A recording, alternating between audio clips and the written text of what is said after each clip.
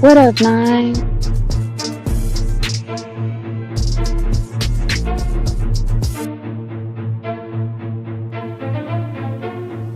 Trapaholics Mixtapes.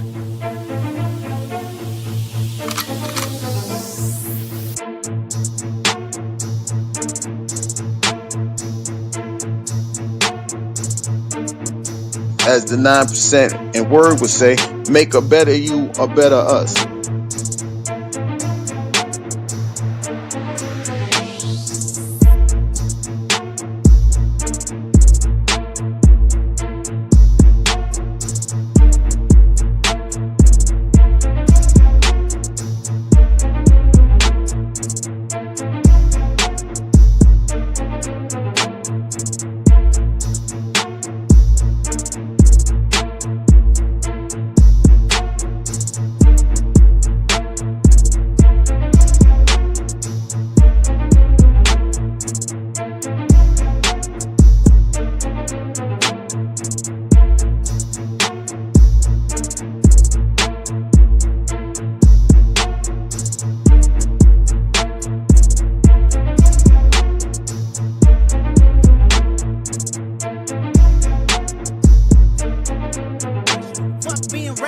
Give them what they ask for. Who do you think you are? I'm the word. Boy, I'm the one who put in the work. When I move, is it a quick rumble? I will never ever fall, never stumble. And I don't need to be humble. Break down walls like Jericho crumble.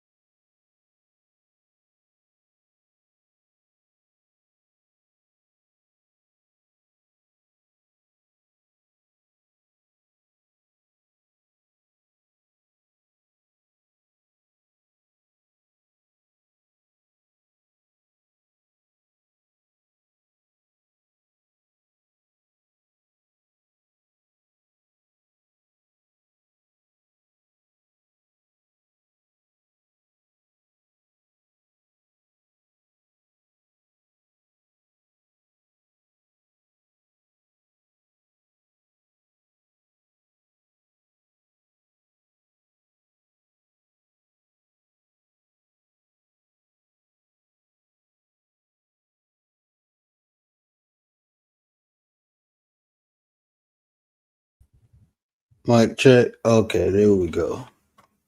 There we go. What up, though? It's the word. You see the title. We about to get into it. But before we get into that, let me get into the chat. What up, though, Nine? The commander, the minister of defense was in the building. The lady of the nine. What up, though, my 33 brother, Mr. Gary Buster Down Brown? What it do with the business is? I'm back. Guess who's back? Back again. Yeah, we back. We back at it. We back at it. Anybody else in the chat? Hey, y'all give me 1 second. Let me go grab something for my daughter. Gotta go grab her. I just woke her up. I heard her. Mommy, I want Baba. 1 second.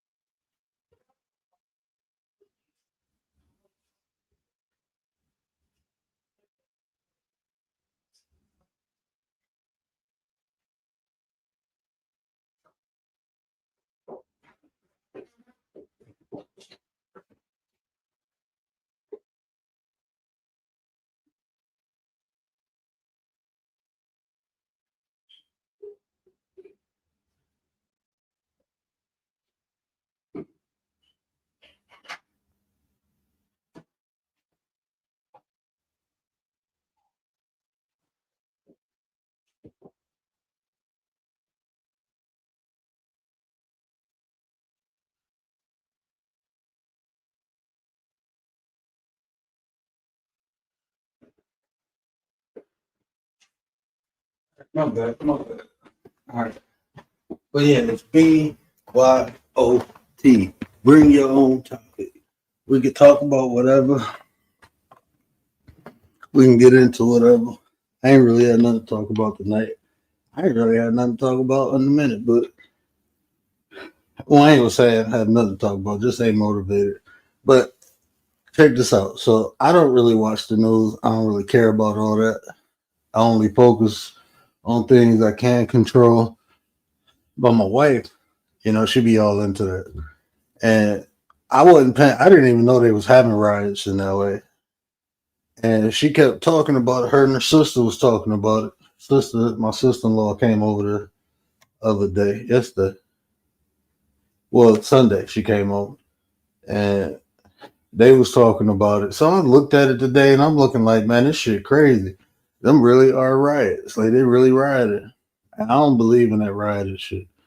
I don't believe in that because if them cops or National Guard or if they get to opening up fire, then people will be crying, but they throwing bricks and shit at the cops. Like, man, fuck that. I don't believe in that protesting. I wouldn't do it either. I'm straight. I'd rather boycott. I'll just spend my money differently. I think that's more effective. But all that rioting shit, like I be thinking, like, man, y'all must ain't got no families. Y'all ain't got because I mean, at some point, bro, shit happens. Even you going to jail, you can fuck up your whole life just going to jail. I'm straight. I'm good. I ain't about to be out there. I don't believe in that. Just me personally. When people do it, I'd be like, shit, good for them. I just don't believe in all that shit. You know what? I support the country. I support the civilians living in America, trying to make this country better. I support the people who protect us, the military and the cops. The ones who protect us. That's who I support. I'm not about to say all cops are bad. I ain't about to do all that because there's some good ass cops out there who put their life on the line every day to protect and serve. So I mean, I think that's just being dishonest. Do they have you got a problem in everything? Medical, the police force, yeah, there's a problem in everything. You always gonna have bad apples or people who take advantage of the authority or power in any position they in. There's always gonna be people like that. Always have been people like that. But just to throw the whole thing under the bus, shit, something happened, I'm calling 911. I pay my damn taxes.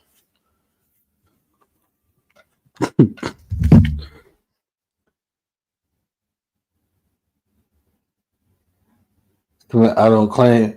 Yeah, man, that shit. Now, if they get to open and fire, then it is what it is. Shit, y'all throwing bricks and busting, y'all attacking the cops. And they ain't supposed to defend themselves. Man, as soon as somebody threw a brick, I would have been like, bop, bop, at least hit their ass with a taser or something. I've been tasing everybody ass. You don't know what them people got in them crowds, bro. There's a crowd of people, only one person need to have something. So, I mean, that, like I said, protesters, they blocking ICE vans from leaving and shit. Like, man, you can't do all that. Yeah, we ain't gonna ever like how things set up. There's always gonna be issues and problems, but I mean, if you like, man, you got. I'm gonna be honest with you. The reason I can't protest is because shit, I ain't going down there with no damn mask and all that shit. And these motherfuckers got guns. If I go down there, I'm taking my shit with me. And fuck that. That's why I'm like, I'm gonna keep my ass at home. Fuck that. You ain't about to get in no firefight with them. Dee, what up though? Dee. Yeah, but that's what I support. Like I support the law-abiding citizens paying taxes and doing jobs to make this country better. Whatever job, it can be a janitor job. Shit need to get cleaned up too. Sanitation, whatever job a person got. If they living right and doing right and representing the country right, I support them. I support the people who make the laws. I support the people who enforce the laws. As long as they're doing their job right, I support them. Shit. Well, so I don't know how much I'm gonna support them. I just say good job and clap and shit, but that's about it. That's all the supporting I'm gonna do.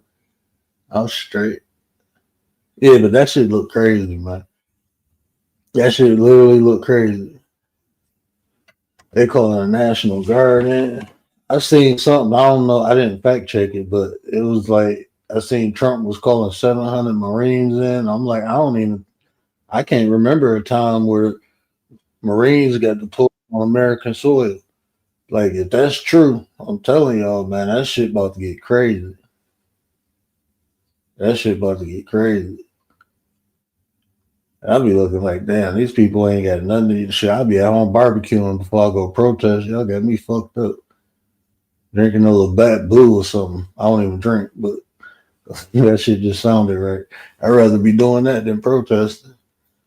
I just don't see what you get out of like when I think about protests and I think about the civil rights movement, when I think about protest, I think that's the last great example we get of protest because they did not only protest but they boycotted.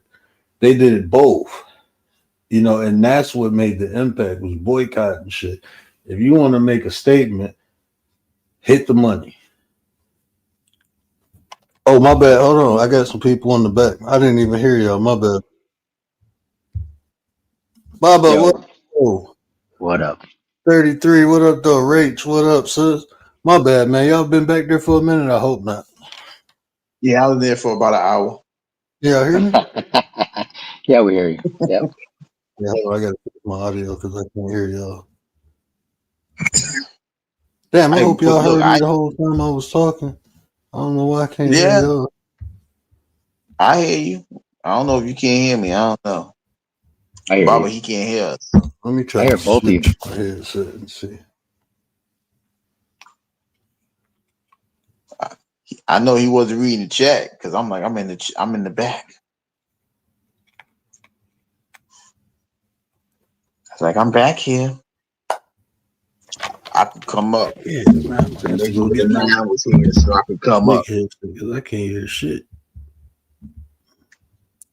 Microphone check 7862345. Jesus, stay on. Say something. Jesus Okay, Christ. I can hear you. Jesus Christ. Yeah, I can hear y'all now. I just put it on the computer. I ain't got no feedback or nothing, do I? Rach, what up, sis? Sounds fine. Blessings, blessings, blessings, blessings, blessings, blessings. Yeah, I didn't even know Yo, y'all but was back that's there, crazy. bro. I know. Yo, listen, your guy over there. He said I ain't listening to the governor. I'm sending him on my own accord. Mm. Yeah, the thing They about the don't want. Newsom thing, he's gonna Mm-hmm. empower if he does what he's saying to Newsom, he's gonna empower him even more. I mean, I don't want this guy to be president, but he already had a chance. He's gonna run. If he puts him in jail, it's gonna be a problem. He's just gonna empower him. But whatever. Whatever. I don't do the politics things. I'm just saying.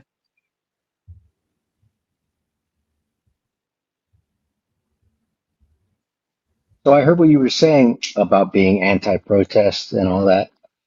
I agree, but on the other side, the big problem is the military. I can't even say it. Militarization of the police force. That was never supposed to be a thing. You're not supposed to have the military on U.S. soil. So but they've been militarizing the police for decades, a couple of decades now. And I mean, I'm gonna be honest with you, bro. And it's probably from growing up in the street, but I understand why. I mean, bro, when you got people with automatic assault rifles and then you got cops with revolvers and pistols and shit, like what they supposed to do? So I understand to an extent. Yeah, you're You know, right. You're right. But it's how it's deployed. It's how, why, and when they deploy those tactics. I think they abuse the power they have. Because they be riding around with M16s in the trunk now. well, that's the problem. They need that force, but at the same time, once you have that power and that force, it's hard to tone it down. There you go. Yeah, you can't let that go. And but yeah, think like the times, bro. I mean, you, like I said, bro, when you got people on the street with assault rifles, you got people going to movie theaters and schools with assault rifles, and then you got a cop with a pew pew. Like, what you gonna do, bro? I'm It's just, true. I mean, I understand it. But like, I mean, it's a double edged sword. That's what it is, man. It's The just a thing is, double-edged did sword. you ever see that video recently of that female police officer that tried to deholster a pistol or a pew pew from somebody, and she let it off right into his leg because she grabbed it and set it off.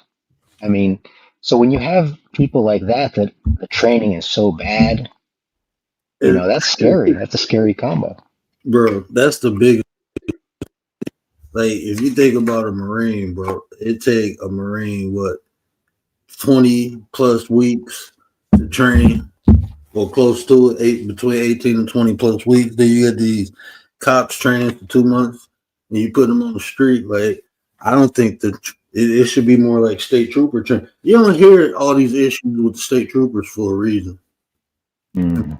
Cops is more invested in training. They get more quality individuals. They get a higher standard to being a state trooper than a cop. Shit, you can get out of high school and go apply for the police academy and be a cop in a month or two. I think the training for being a damn firefighter is harder than being a cop. Yeah, No, that's more physical. bro. I've literally been told that. Like, I had a homeboy who came from the military. He applied for a firefighter, failed, went, but now he a cop. It's like it was easier to be a cop than a firefighter. And he came from the military. He had issues though, bro. That's yeah, that's different. And this is the crazy thing. He failed the psychological test. That's the part he failed. It wasn't a physical test. It was the psychological test to be a firefighter, but passed it to be a cop. I make that make sense. That seems backwards to me. I don't know about that one. Make that make sense, bro. I'm serious, man. That shit crazy. I don't. It's we Oh, you always see talk about how what- people gotta have the emotional intelligence and all that. These guys they ain't even got the psychological intelligence to pass tests, and they just I want them to uphold laws. Where we do The other this at? thing, the other bro, thing you see is when people fuck up, they just reassign them to other places. They get, they can go get hired at another place. That's another problem that you see a lot. You know?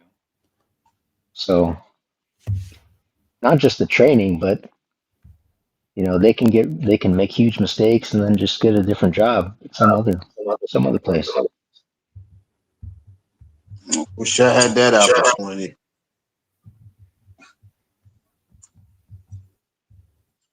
Yeah, but I mean, listen, it's hard. It's one of the most difficult jobs. So for the amount definitely. of money you're getting, how are you gonna get good people in there? That's the other thing. So,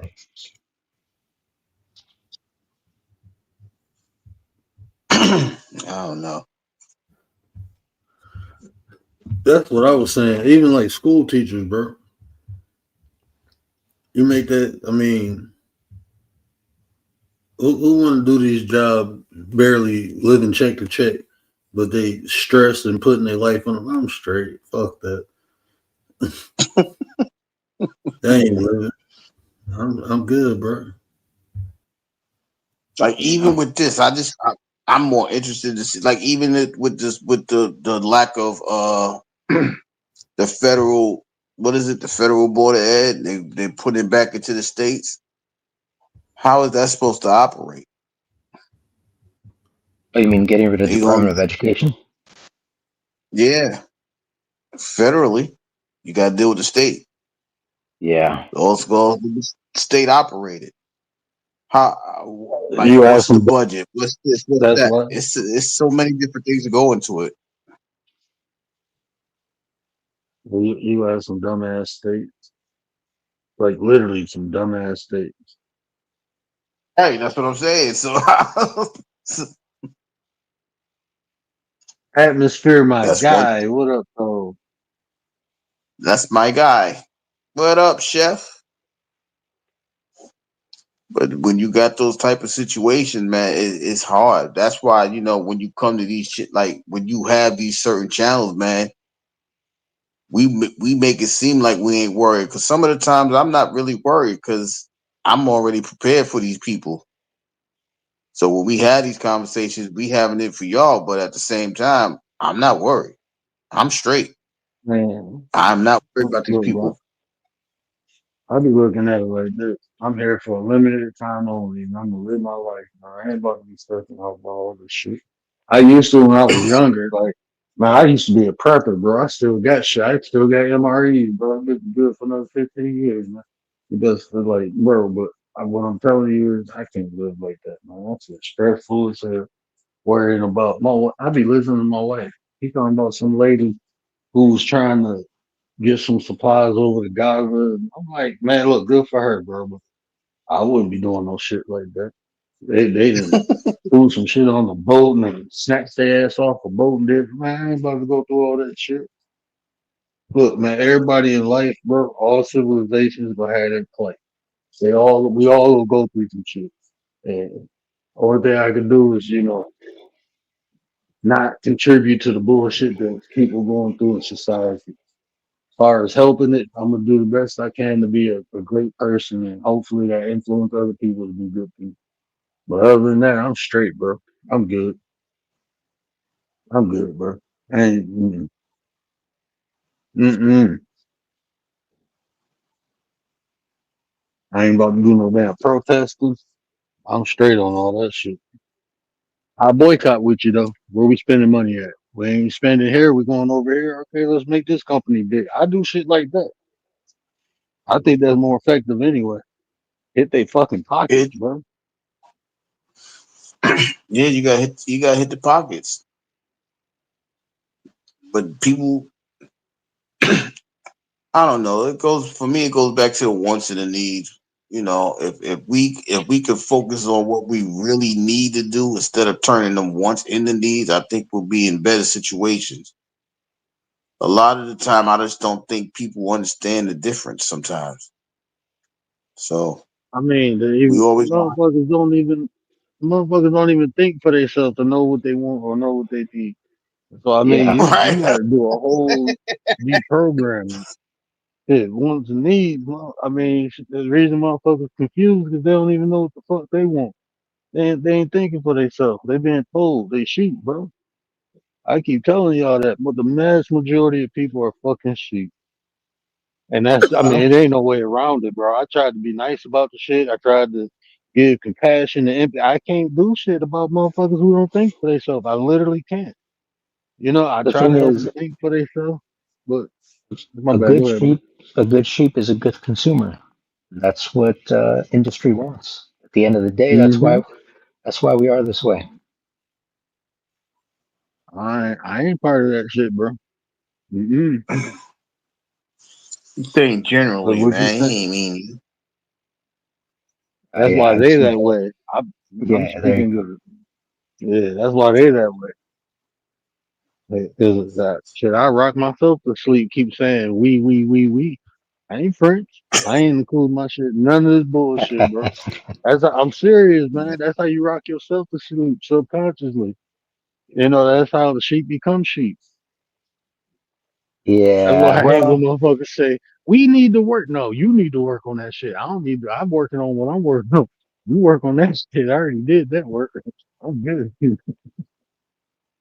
yeah. I mean, the thing is, as much as you aren't like that, we still are to some degree. I mean, you can't escape it, right? I mean, you can't completely escape it. I mean, the only way you could do that is if you grow all your own food and all that, all that type of stuff. Otherwise, you know, you're feeding into the system somehow, right? Oh yeah. I mean, to even live in America, you got to participate. I totally agree with that. Yeah. It's some form of participation. I got a social security card and an ID. So therefore, I am participating in this system. But I can determine how I participate in the system versus being led. And that's what most people are. They're being led. So motherfuckers go to Mm. work 5 days a week just to pay a bill. Just to Out pay to trick bills. everybody, talking about we gonna work for 4 days a week, Mm-hmm. 10 hours a day. That's it. Right, thinking That's that's an great. improvement, bro. I learned, bro. Look, bro. When I figured that shit out, bro, I was sitting there like, okay, let me maximize. And then I went from being uh, going from a worker to a contractor to a owner. I like the ownership part. Now I can determine what I do with my time and how I utilize it versus somebody else who don't appreciate the effort and hard work I put. Man, no, that shit frustrates me, bro. Lisa J, what up, though, sis?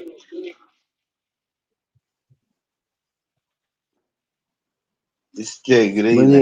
yeah, but I definitely agree with that. I mean, just to be in America, you got to participate in the system. But the smart people figure out how to participate in the system instead of being told how. Yeah, shout out to Riders. She did a live the other day, and I was asking this question. I mean, we spoken about it, but how much as an individual has independence played in the isolation of getting together or working together or coming together? How much of a role is that played in some of you guys' opinion? I don't Yeah, understand that. I women. think I think I need more explanation about what that means. So when I say independence, right? So many people they feel like they don't need help. They got it all. They got it all together, whatever the case may be. That they won't work together with other people. I think if we was to have the opportunity to work together, I think all of these things that we would talk about would be so small because we're working together as a unit. So all of this, Oh, okay. and the inflation and all of that, it would have an effect, but I think would have so least of an effect on us because we're doing this together. We're making it work for ourselves, that it wouldn't be as major for other people as it has been for others. Right. That's what I mean by independence. I think the thing is, I think people have more relationship with their phone than they do with each other. They're fooling themselves. I think a lot of them they think that they're connecting with people, but I don't. I think it's what you said. I think a lot of people, they're high on this independence, this idea of independence, and all that.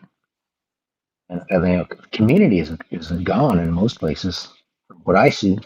But maybe it isn't I for agree. some people. But yeah, I think if you in a community, you might be in a minor group of people because I don't like I know things have been like going crazy, right? It's, especially with kids. Like I was telling, I think I spoke about this on Writers thing on her live. Like there was a time where the neighbors could, hey, you gonna be out? All right, no, let my kids spend the night. All right, we right here. Don't worry about it. Don't worry about the food. We'll discuss that later, whatever. And all the kids will be in one house one night. Then they may switch over the next night. You know what I mean? But they don't even do that no more. It's so much fear and because somebody might do something to my kid. I need to, you don't even know your neighbors anymore. So hmm the fact that you don't know your neighbors, you won't come together as a community because you ain't trying to figure out who the hell your neighbor is, and then you're probably moving people in and out so many amount of years. You might have a neighbor for 2 years and get another neighbor, have that one for 3 years, and then but you've been there for 30 years. So he's like, damn, my My neighbors got a revolving door. You know what I mean? Yeah. So, and then we as like family members, right? I don't. Well, I'm gonna speak for my family. My family's so spread all over the place. If something was to happen, you gotta wait damn near. It's like the you gotta wait a whole week for everybody to come together because you got somebody coming from California or Washington or Arizona, and they trying to get to New York, and then you got the Florida people. Then you know what I mean? The family is scattered so many different ways that it's not like okay when your grandparents was around, you probably lived like 5 minutes away, 10 minutes away, things like that. The families are so scattered, and I think independence has a lot to do. I don't need this one over there. I can start my own family, and then I think that has a lot of I think it has separated a lot of us so much that we don't want to know the people around us. You know what I mean? Like it's just crazy. So I don't. I mean, like I said, I think that has a huge role in a lot of the situations. Well, and to do that nowadays, you have to make such a big effort, whereas, before it was natural. Now you got to go out of your way to do that. Some people are doing that. It's hard. Like you said, It with the is. family thing, I mean, yeah, in the same situation. So my family's spread out. The chances that, my people are dying off, right? So chances that I'm even going to see a lot of these people is before I go or they go, it's less and less likely every day. So, You know, I mean, if you like last year, I did a family reunion, right? I did a family reunion for one side of the family that never had a family reunion. I'm like, that don't even sound right. Like it's thousands of us, and we don't even get to see each other. I mean, we got the phones and all that, Zoom, and what about physical presence? What's wrong with that? I don't. I tell people I don't want to meet you people at no damn funeral. I'd rather see y'all at a happy occasion, not to celebrate somebody's life. You know, I don't even know how many people doing family reunions. I don't know if it's the budget or I don't know what it is, but I just think that we like Word was saying, people working from paycheck to paycheck, it's hard to even to do that anymore. Like how many people is really coming together like for Thanksgiving? That used to be one of the biggest holidays. Hey, we can come over there for 4 days or two days and hang out with you guys for the 4 day weekend. Is people even doing that anymore? I don't know. I'm just saying. I'm just asking questions because I'm trying to understand how we so separated or how we so far gone, and then expect things to work when we don't even have time to congregate or communicate with one another. That's another question. yeah. Well, and with the individualization or independence, you know, like for me, there's factions in my family. So you got these splinter groups where, these people are this type of way, these people are this type of way. Then there's some people that are all off by themselves. And yeah, I mean, for me, it's less and less. That's how my family is. But You know what? I was sitting back listening to y'all. I was waiting to jump in, but I think uh, the issue derives from the lack of morality. Like mm, even the trust in one another. Why is it so hard? Why are people so fearful to get close to people? The morals and values, unlike 15, 20 years ago. Well, 30 years. Shit, I'm old. 30 years ago, it is not as prevalent as it was. Most people mm, are fucking scrupulous nowadays. So that's where the independence to me, the that's where the rise of independence. I'd rather be by myself than to deal with somebody who will eventually stab me in my back because they all for themselves. Back in the day it was one for all and all for one. Now it's like, people do whatever to get on top, even if it stands on you. So I mean, instead of risking that, just do it by my damn self. I mean, might as well. Well, it goes to I even mean, something as simple as like asking advice or, asking questions. There was a time where you asked somebody that knew. It wasn't that, oh yeah, everybody has Google and everybody's an expert. So even something as simple as asking advice about something basic, that's gone, over.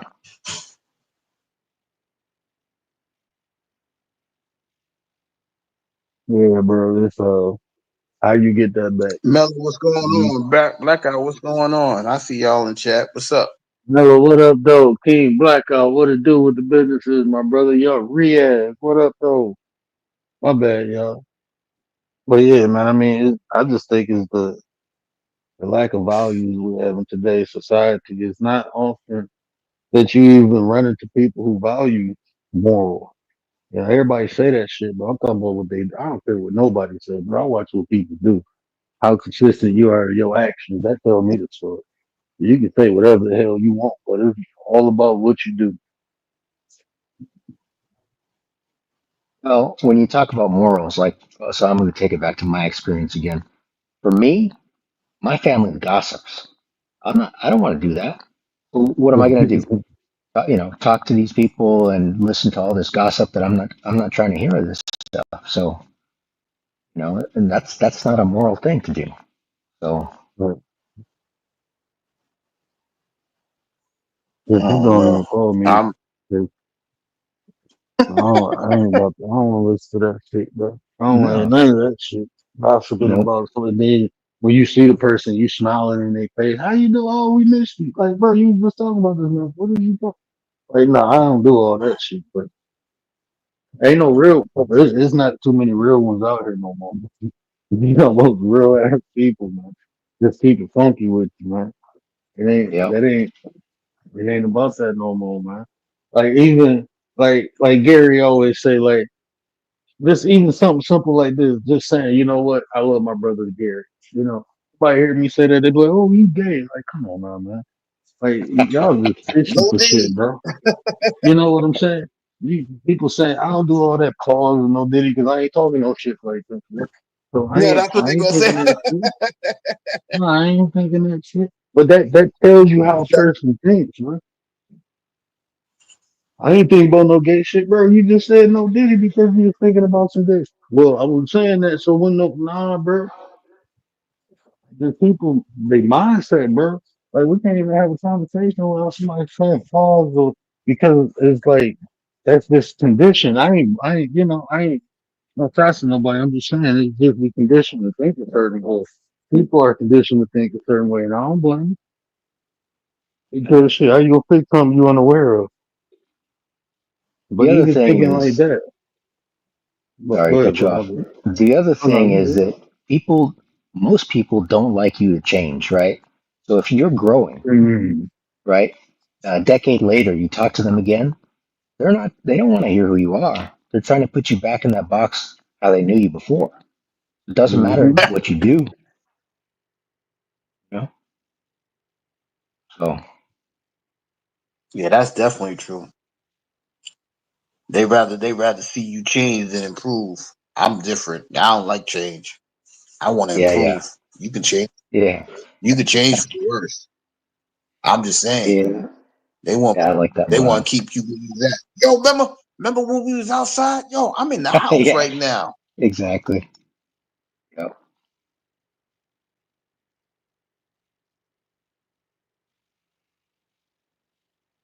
I So got you want me to come out my house, stand up?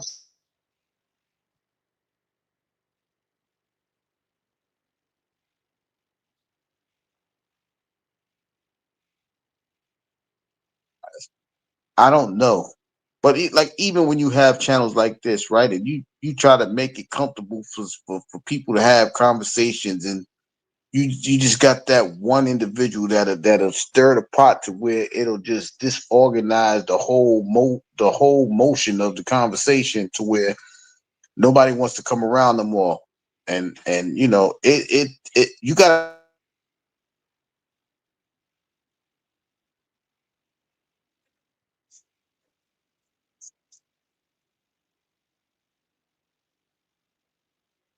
Did he go out or did I go out? Y'all heard me? Yeah, I can hear you. I thought it was me. I guess it was Gary. I thought mine was. You can hear me, right? Yeah, I can hear you. That's Gary. Okay, there he is. Yeah, it's Gary. Gary with his Timu Wi-Fi. Yeah, I'm moving around my house. I'm thinking it was me. Yeah, me too. I'm sitting there moving around too. Like, oh shit, I ran back to the computer. Yeah.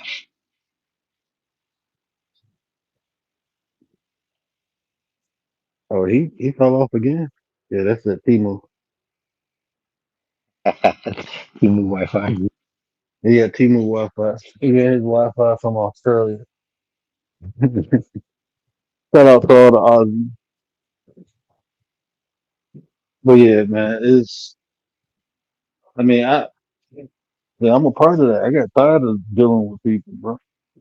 And Hmm. like this environment that I came from, I blamed it on that. But then when I got out that environment, it got worse. It's like shit. When you in the street in the hood, it is people dependable, but shit, even working in the hospital, bro. It's like I got a mindset like I'm coming in here to help heal people. Bro, it's people trying to get you fired. I'm like, hold on, bro, what's going Oh on? Like, I yeah, thought we was on the same team.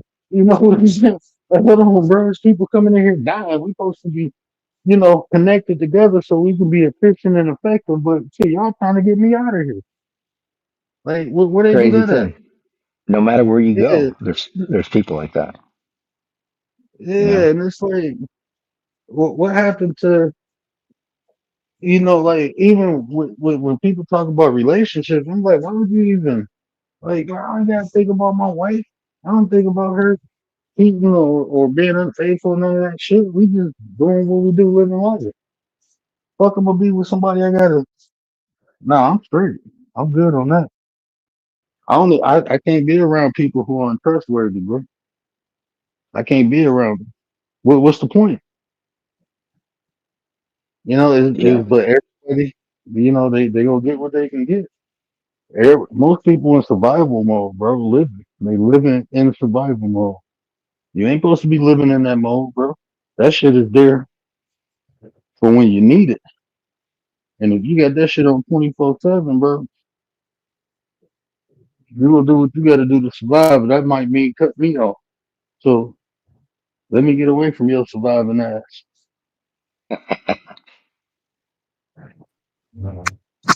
And is that living though? How's that living if you survive it? How does that work? That's how people get stuck. It ain't living. That's why most people ain't living, bro. Most people ain't living.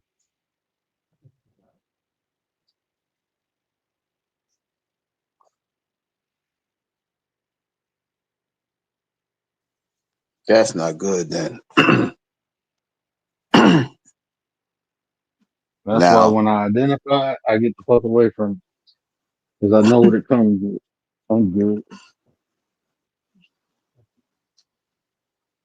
but then the next question is, how does people feel so comfortable in that mode? Because that's all they know. Yeah. That's all they know. I mean, it ain't even really about being comfortable. That they comfortable with what's normal for 'em. That's what most people. You can tell 'em. Even if even if it's perceived as uncomfortable, if you comfortable.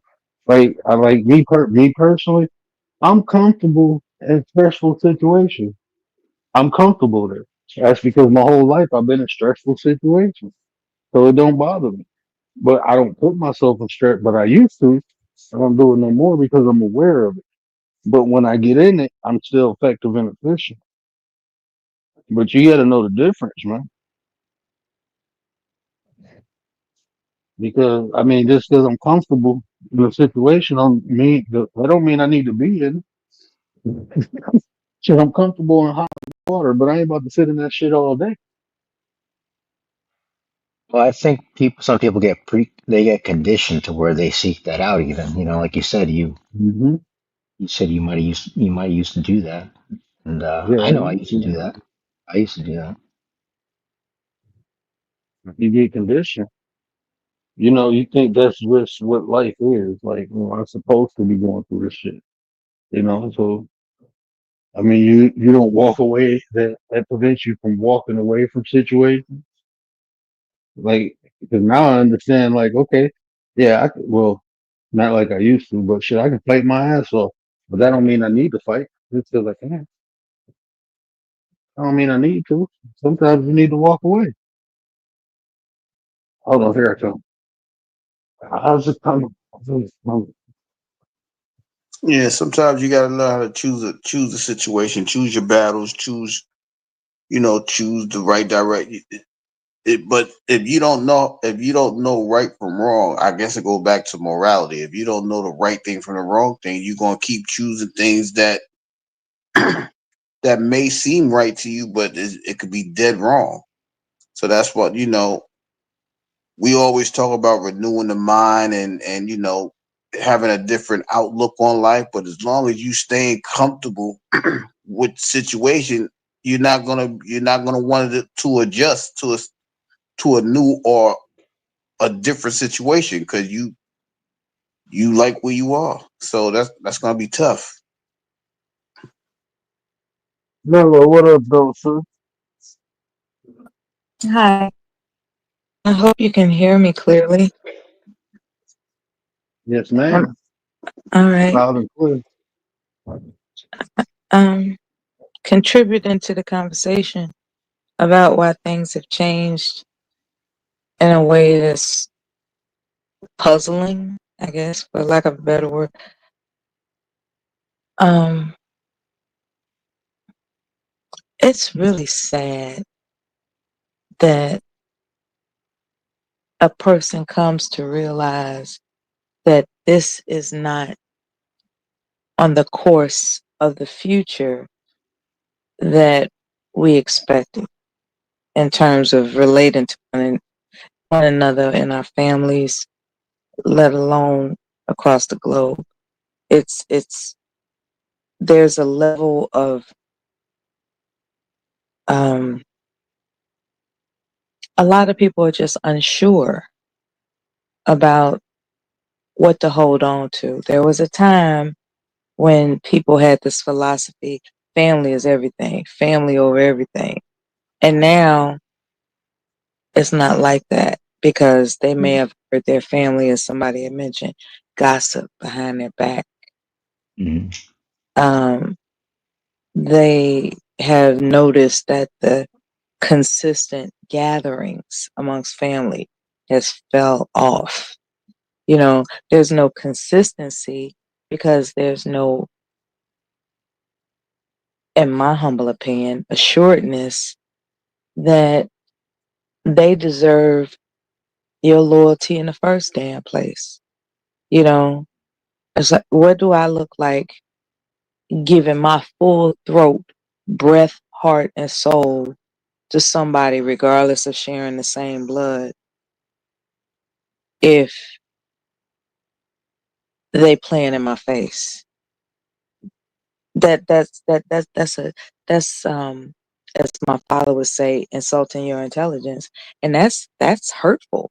It's hurtful when somebody that you quote unquote is related to plays in your face. It's like, so basically I could just be anybody off the street. You ain't really got no principles or morals, as one of the brothers on the panel said. It's about morality. I agree with that, brother. It's about morality. Morality has fallen by the wayside. I blame media, to be honest with you. I blame media, and I blame the different epidemics of drug use.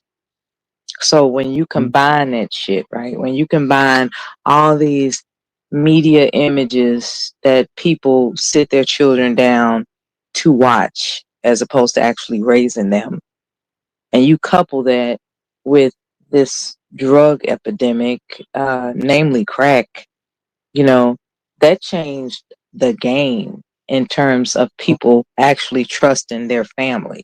Because you looking on TV and you see a very, you see stability, you see, um, you see something that your family is not, basically.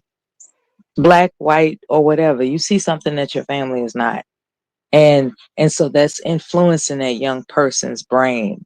Because keep in mind, the brain, the executive function of the brain doesn't fully develop until you're about 25, if not 30.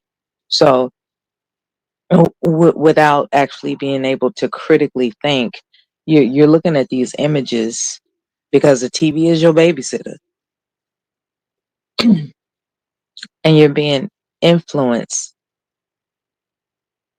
on what to critique about your own reality. See, TV is fake as hell, but you don't know that because you have yet to have executive functional. You have yet to develop the prefrontal cortex that allows you to think independently. And so there's these images that are being placed in front of this young person that allows them to subconsciously critique the reality where they exist. They don't think that, oh, well, I have to consider that my mother is working 3 jobs. I have to consider that my mother and father didn't get along. I have to consider that, um, you know, we're living within our means and we're doing the best we can. You don't think that when you're watching media. All you're Right. doing is comparing. And that's unfortunate because what it does is it makes you not appreciate the sunniest side of the street and the reality in which you live. All you see is the gloom and doom compared to what you're looking at on television. And so here we go, fast forward to the crack epidemic. Now we got a whole asshole busting situation right there because that chemical apparently alters people's minds. From what I've observed, it alters their minds into not having any sense of compassion, feeling, or concern about another's humanity. All they want is that Hmm. drug. So they're going to sell their baby. They're going to, do unscrupulous, foul things in order to obtain that drug. And so you got your family who had the highest hopes for that individual watching them degrade themselves and cross boundaries that they would have never imagined. So that becomes a staple of impact, when just prior to that, they were watching, all these television shows that made them Cosby Show. critique their Yeah. family. So that's all I came up here to say. It's like it's really it the complexities of it is multifaceted. But if I had to, you know, like if I was threatened to where I was demanded to make an immediate response, like what's the blame for everybody not, acting right with each other? I would say drugs and media, drugs and media all day. If it wasn't for drugs and media, people would have their head on straight and they would focus on the longevity of what their legacy can impact for the future. But with all these distractions, all you focused on is how you can get in. How can you get in on these distractions? That's all you focus on. How can I get in?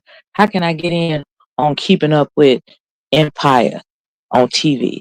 How can I get in with trying to see if weed works for me? Like that's some bullshit. Just focus on making sure if you choose to have 5 children for whatever reason, that child's mind is a sponge. You can actually designate each and every child towards an endeavor, a successful endeavor, according to their innate abilities of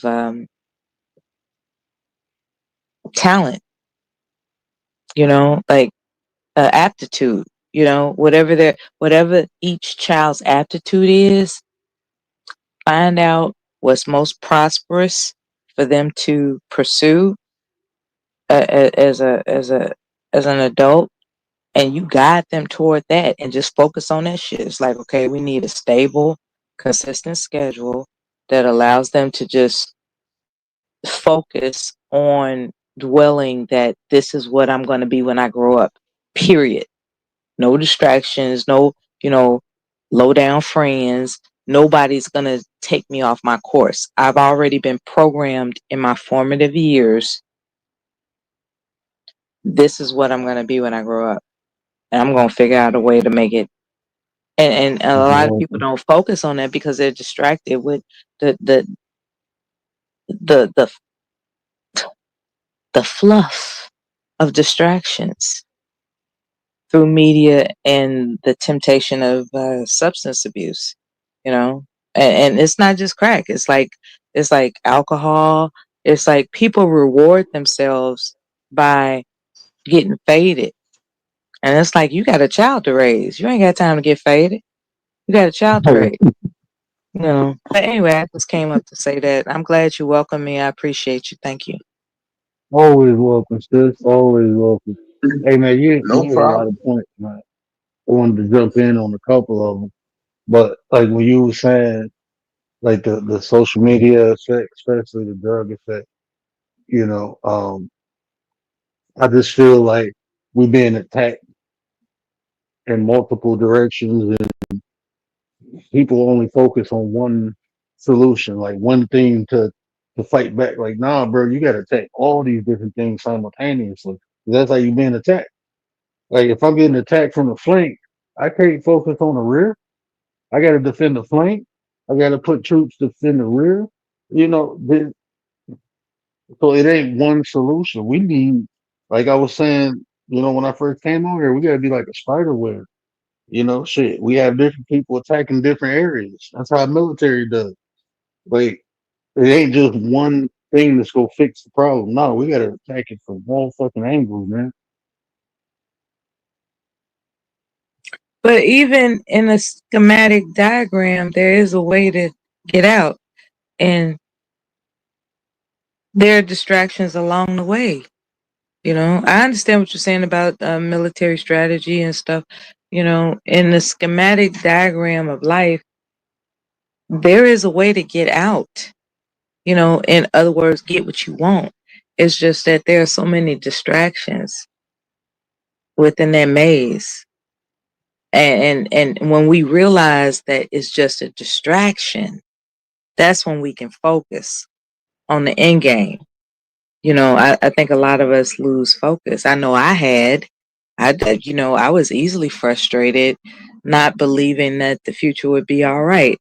And here it is, the future was all right. And I feel really bad. That's why I'm talking to y'all in the middle of the night, because I am still riddled with guilt about that lack of faith that I had everything would be all right.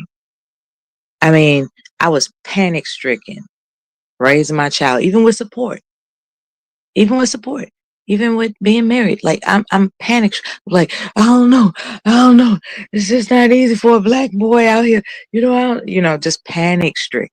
What about these expenses? What about these fees? What if something comes up? What are we supposed to do to make, it seems like life is all right.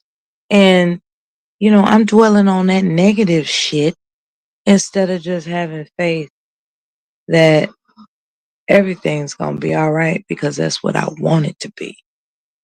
And that's how you get out of that maze.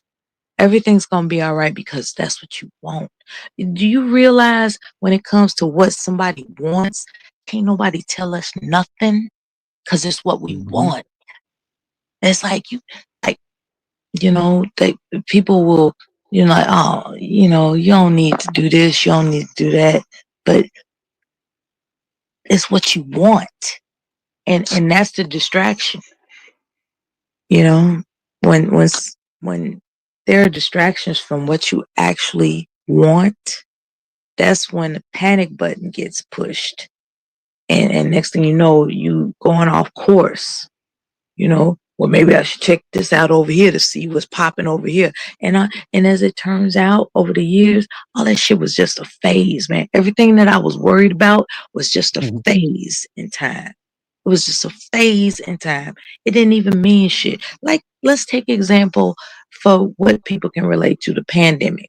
Remember how panic stricken everybody was about the pandemic? As it turns out, that's some shit that was back in the day. You know, remember how panic stricken everybody was about whatever, you know, top headline was. As it turns out, that was just something to pass. That was just something that was going to pass. It's all about staying focused on what you want. You're going to get what you want because that's the nature of being human. Determination is everything. It's crazy that you say that because I was just telling my wife. You know, I always say you is what you set your attention on, what you focus on, is what you bring into your reality, or Yeah. that's what you become aware of that's occurring. Like It's I hard don't not watch to the worry, news. though. It's a distraction, but it's hard not to worry. It's hard not to fall prey to Because those distractions. It's difficult. I say it like this too. The more you practice it, the easier it becomes because I just don't be caring no more, man. It's like it's shit. Like even when I lost my eyesight, you know, it was like 2 weeks, 3 weeks. I was like, fuck it. I started making adjustments. It took me 2, 3 weeks, and I've been seeing my whole life. You know, that's a big ass change to go through. You know, but it's like, okay, what I'm gonna sit here and cry about, or I'm gonna do something about. It. So I mean, I started making adjustments. Like when you even the whole aspect about Stay family, focused. man. Like, Yeah, you got to stay focused. I, I'm telling but you, that just stay and that focused. and that, but see, and is variables involved too because I learned a long time ago, right? Like what you were saying, what you want or what you need. You know, Gary on the panel, so I'm incorporating need too. So you know, want or need, whatever one it is how bad you want it. Like how big is your why in life? That's what I had. Once I created a why bigger than any fucking thing that I can encounter, I had no problem. I had no problem getting through things, overcoming things, persevering through things. I had no problem with that. But when I didn't have a big why, that's when it was an issue. That's when I became distracted. Because shit, I still got issues going on today. I still got stresses. You know, life will constantly throw that shit at you. You Yeah. know, motherfucking furnace go out or something. Like, damn, I just spent all this money, man. You know, thinking I got Mhm. extra money and now the furnace went out. Now I'm like, oh shit, I can't even cash it out. I gotta finance it. Now I got a Um, new bill. Okay. yeah. I mean, My, like that. my mother-in-law, I remember the way she responded. Um, she was like, "Oh, that's just stress." You know, she acted like stress is nothing, and that was very influential for me. I praise that woman about, you know, her. I mean, she handles the stress, but she doesn't digest it. You know, like, You don't let the stress handle her. She handle it. yeah, she handles the stress. She doesn't let the stress handle her. Exactly. Well spoken. Well said. Well stated. Yes.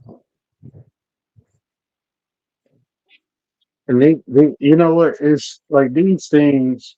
I learned a lot because I got raised by my old my grandma. So watching her go through stuff, learning from her, and then going through it myself, you know, I got understanding. But a lot of these things ain't taught, and we got to learn it for ourselves. And it's the experiences that teach us in the time, you know, the time.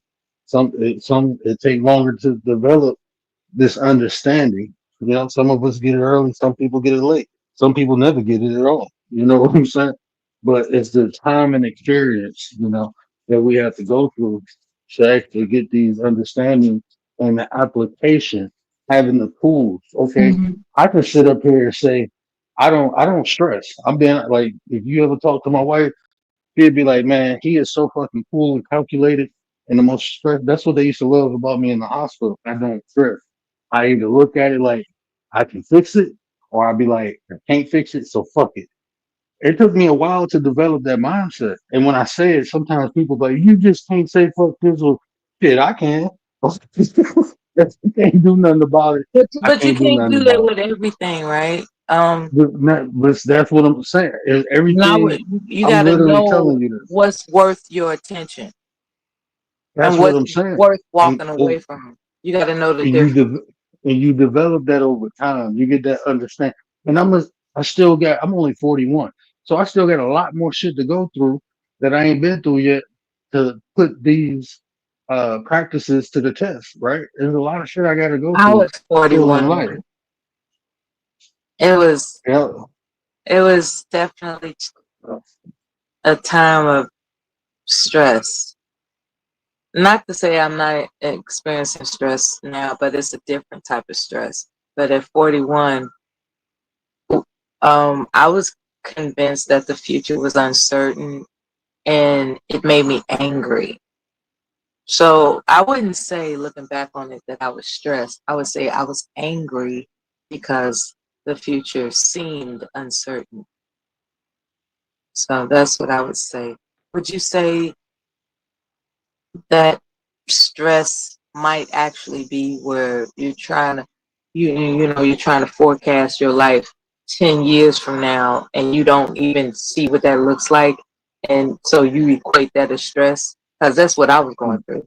I didn't That know what life was going to look like 10 years from that point, and I equated that with stress, when in actuality it was uncertainty, and I was angry about the uncertainty.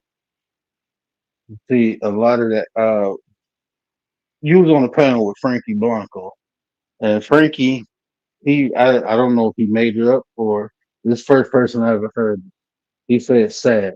He said looking in the past makes you sad, right? Looking too far in the future make you anxious. It gives you anxiety. And living in the present, that's when people um, get depressed. With their current situation. So, like I even tell my wife, when you looking too far in the future, that can bring on anxiety because it's the uncertainty. But You that makes it certain because taboo, when it's really our responsibility to plan for the future. That's our responsibility as adults. and it's the perception though. Okay, so like when I look into the future, right? When I look into the future, if it's something that I can't perceive yet, I don't worry about it. I don't worry about it. It's the tools you use as you do it because it's go happen. I'm not gonna sit up there. I plan everything. I'm very methodical. Everything I do, I plan. So, but when it's something that I have um no understanding or wisdom or knowledge about, I don't. I let it go, and that's what I begin to do. Okay. I begin to gain the wisdom, knowledge, and understanding. So now, when I go back and revisit it, I got the proper tools to observe it. That's the problem. In my opinion, a lot of times, like I'm just speaking personal. Only time I ever got anxiety or stress is like you said when I was uncertain. And why was I uncertain? Because I didn't have the understanding, wisdom, or knowledge on the situation I was looking at. That's why I was uncertain. But when I gained that, Mhm. then that's when I got confident. So it's all about acquiring the right tools and skills to handle things in life. That's just life. A lot of people they don't take, Mhm. like you said, the distractions. The distractions. The Brother Gary distractions, just, man. yeah, brother Gary just did a That- live about honing and sharpening skills. And people, I don't think people take the time in life to develop different skills. Or even if you can't develop, you can't do everything. So it's not even about developing all the right skills. Sometimes you just got to put yourself around the people who got the skills you don't, and be a use to them. So when you need them, they be a use for you. That's how I live life now, man. I don't know everything. I just put myself around the people who know the shit that I don't know, and I Now, make sure I'm useful to them. So when they need me, I can be a um, use, and when I need them, they can be a use. haven't found out how important nutrition is to um, how one would evaluate a stressor, it is also key. Um, I didn't realize there was a such thing as nutritional deficiencies and how that impacts decision making and what you dwell on and how you just, go through life. Um, Nutrition is really important. It's it you can't make optimal decisions if you're not um consuming foods that fuel your best optimal self. And I found that out the hard way because I got into the trap of just snacking as opposed to having meals. You know how when your child goes off to university or, and you just grabbing whatever you want to eat. You going through the drive through over here, you snacking, on popcorn and whatever, like you you drinking sodas and you just doing whatever you can grab your hands on because you can.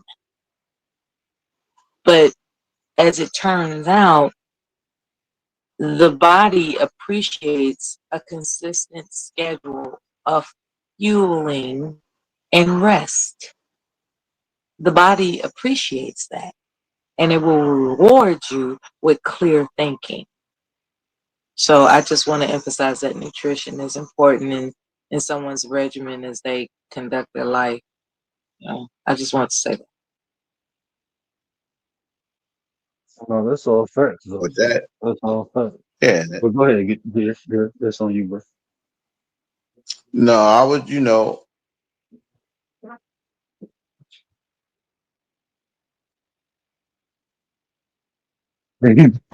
Hello? No, I didn't hear you. I heard you talking and you stopped. I was about to say, did he drop off again? I'm I think putting he in the dropped car. off.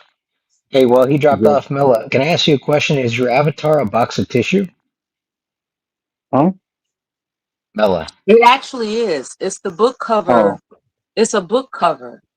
Um, Oh, okay. Not being technically savvy, that was,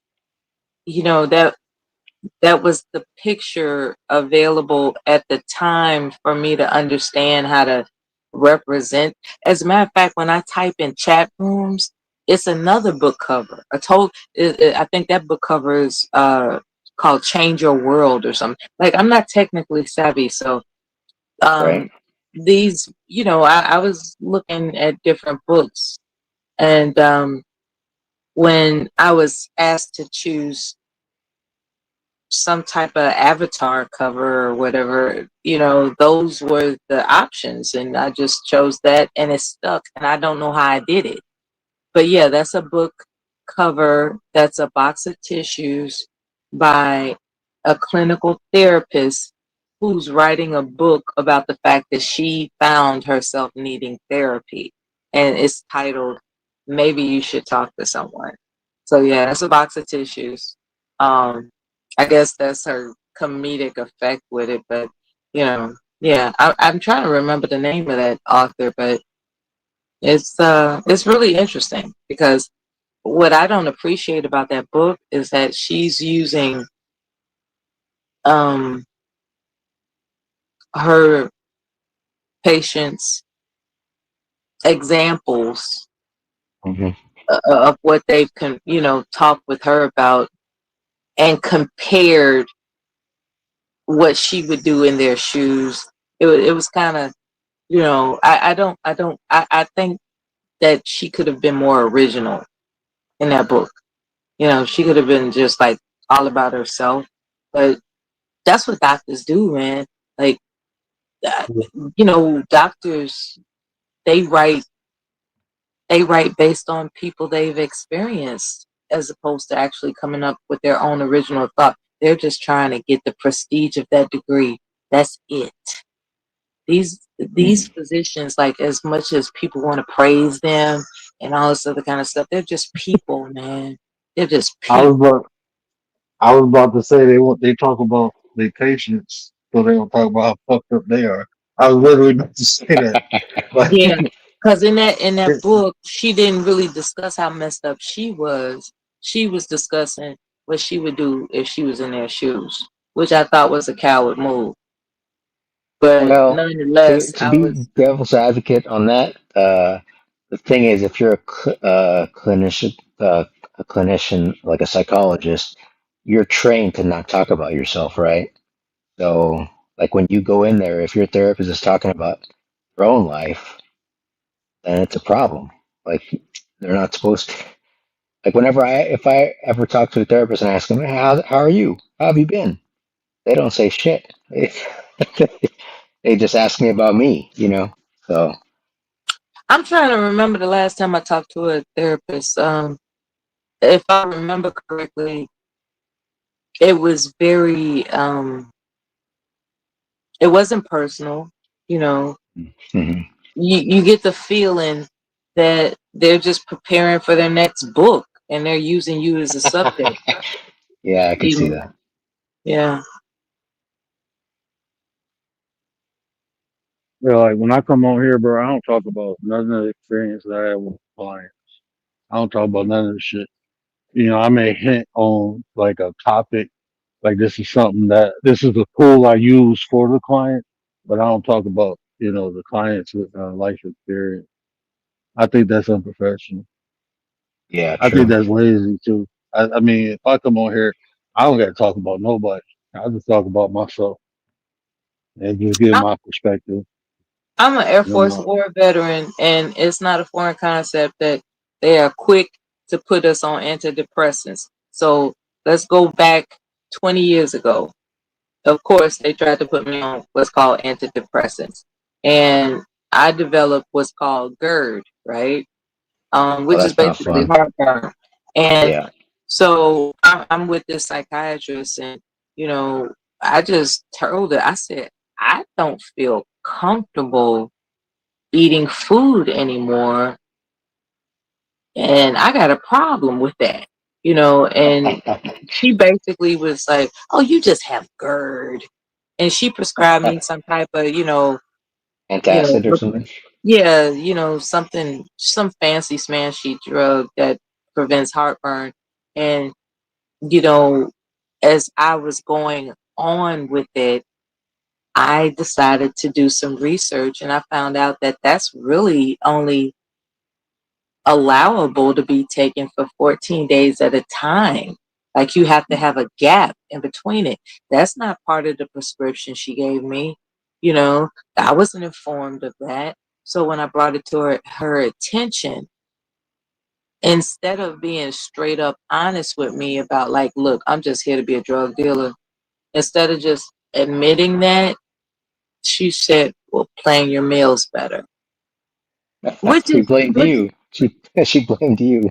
That was a clever switch right there. That was a because Um, really that's those are nuggets of wisdom. Yeah, plan your meals better are nuggets of wisdom. oh, However, so, as so did as a it work res- though? as a response Yeah, for, yeah, can you right. confess to me why you can sleep at night prescribing drugs to people that fuck them up? Yeah. And she twisted around, like, I'm like, man, that education pays off, don't it? It teaches you how to twist that shit around, you know. You I you say can't argue with those people who are, Mm. really the people who are highly educated. You can't argue with them. You just I have cannot. fun with them. I be having fun with the That's why don't no therapists want to talk to me no You more. can Not try, even my sister. Nah, but I if they do. let you win, it's because they felt like it. Well, and sometimes I've done that and I've won and I paid for it. I mean, they cut off all my care. They took away all my referrals and all this stuff, because I had a disagreement with them. So, yeah, you usually can't win. And if you It's a do, slippery slope. yeah, if you do, Shit, it it's was a not. win for me when they did that shit, bro. That shit made me go find my own solution. Yeah, exactly. But that Yeah. that's just for me though. That Yeah. I always tell people, do what works for you. What work for me might not work for you, but that shit, man, I was fucked up. Now, I went through Mm. so much shit in life, man. Before I was Everybody's 20, different. Yeah. Yeah, but I mean, therapy. I was driving them. I was driving my therapist crazy. I was driving their ass crazy, and they cut my referrals off. They said I had a God complex. Like, dude, God was within me. I don't know how you figure I got a God complex. Because I said what you say is bullshit. I mean, I want to take these drugs because this shit is suppressing the shit instead of me dealing with it. I want to They deal not with the trying to shit hear so I that though. start feeling. They not trying to Right. hear that you don't want to take them drugs. That's when I knew they was drug dealers. I was like, okay, Right. so let me get this straight. So no matter what I tell you, the end result is you gonna eventually try to figure out what pill to prescribe. Mhm. Because I don't want to take whatever pills you slinging. I don't want to do that. I actually want to find out the root cause of what is interfering with my focus. That's what I'm looking for. And by you telling me that this drug is going to help me focus, I'm telling you bullshit. It's not, because it's a man made substance. What's happening with me is an organic situation. So, can we handle this holistically or not? And I had one person tell me,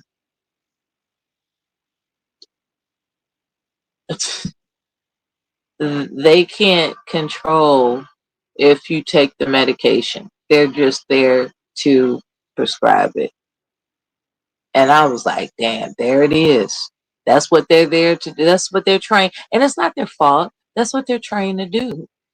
That's their job, you know. I Mhm. So wouldn't. I so for us wouldn't to even get say. mad at them for not giving us advice to find the cause of our ailments holistically is futile, because it is their job based on their training. They're they're very expensive, highly educated training to dispense medication. That's all they do. That's it. But Nothing I else. wouldn't. I wouldn't even say it's their training. I would say it's their lack of wanting to do the job. They just take the easy way out because, like, what they're trained, like, the meditation is not there to fix you.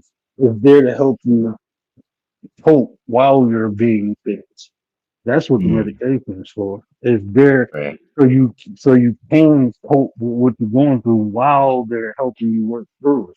But it's people who just get fucking lazy and just say, just take this, take this, take this, take this, and they don't want to, They are you lazy. know. So Cause, cause I wouldn't here it is, blame flash this. forward 20 years later, and they realize some of those depressants or antidepressant drugs are oops, my bad. That's some bad shit. Like, I mean, read the data. I've gotten access to data and the studies and all this other kind of stuff. Those studies are not evaluated past 6 months. They have had people on those drugs for years. Mhm. They ain't had no business doing no shit like that. So And, it's just fashionable. Like, and whatever that's how new they, drug comes in, that's the latest fashion. We gonna put this on you. That's what's happening, man. and that goes back to the lack of regulation too. You know, everybody don't play by the rules. Like, everybody don't play by it. That's just like cops. You know, you got some good cops, you got some bad cops. You got some cops to go out there and protect and serve, do it the right way. But then you have some cops that just fuck around and, do it easy. Push the easy button. So I mean A that's lot just of those human doctors don't keep nature. up with the literature, so they they're not aware. Because I'm not accusing doctors of being crooked. What I'm saying is, a lot of them, as you said, they're too lazy to keep up with the Hmm. literature to understand the pattern of what these medications uh, that they dispense are guaranteed to do. They're And not looking it up. They're just being told, this is what you do for this patient's symptoms, and they just go with it. They're not looking at the literature. Those are the lazy ones. and then I mean, like you said, there's a lot of variables involved. You can't exclude the kickbacks they get for prescribing the medication. They get paid for that shit. So I mean, there's a lot of variables, and that goes back to what we was talking about earlier: morality of people. Just the morality of people. Yeah, I once asked myself, how do they sleep at night dispensing that kind of stuff They to getting paid. people? Yeah, it's lucrative. Period. They getting paid. Yeah. And they ain't them.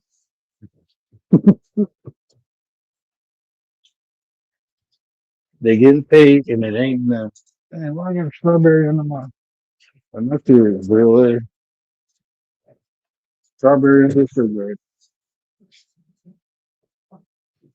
And then when you think about what it takes to become an attending physician, let alone a physician in a position of leadership, it takes a certain amount of obsessiveness and that dedication to where you even neglect your own family. And next thing you know, their kids are messed up.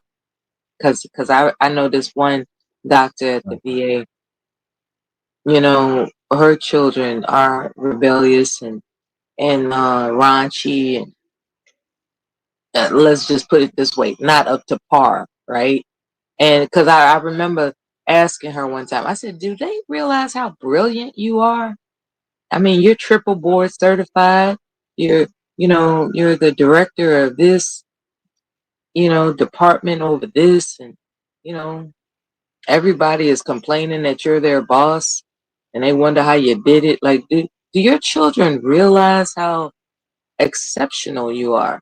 And you know what she told me? She said, they think I'm lame. It's like, damn, But you know why? Because she probably ain't really got that much she time ain't, for them. she ain't got time for him. They probably don't see that. And you know what, man? That's one thing. Shout out to my mom, man. I just knew my mom was awesome because, like, when I got in high school, I was like, I started looking back, like, hold on, man, this lady is always food. Like, the dinner is cooked when I get out of school. She take all of us to school. She come to my game. Like, she worked 4 12s a week. How the fuck is she doing all this shit? Like, when do you sleep? And I ain't noticed that shit until high school when she came to one of my games and she had to leave a little early to make it to work on time. And I'm like, damn, she do this my mom ain't never missed none of my games, basketball, baseball, football. Even if she couldn't stay for the whole game, she was there. And I'm like, how is she doing this shit? And then I started paying more attention to her. Like, okay, look, let me help you out some. I can take my sisters to school. I can do this. I can do that.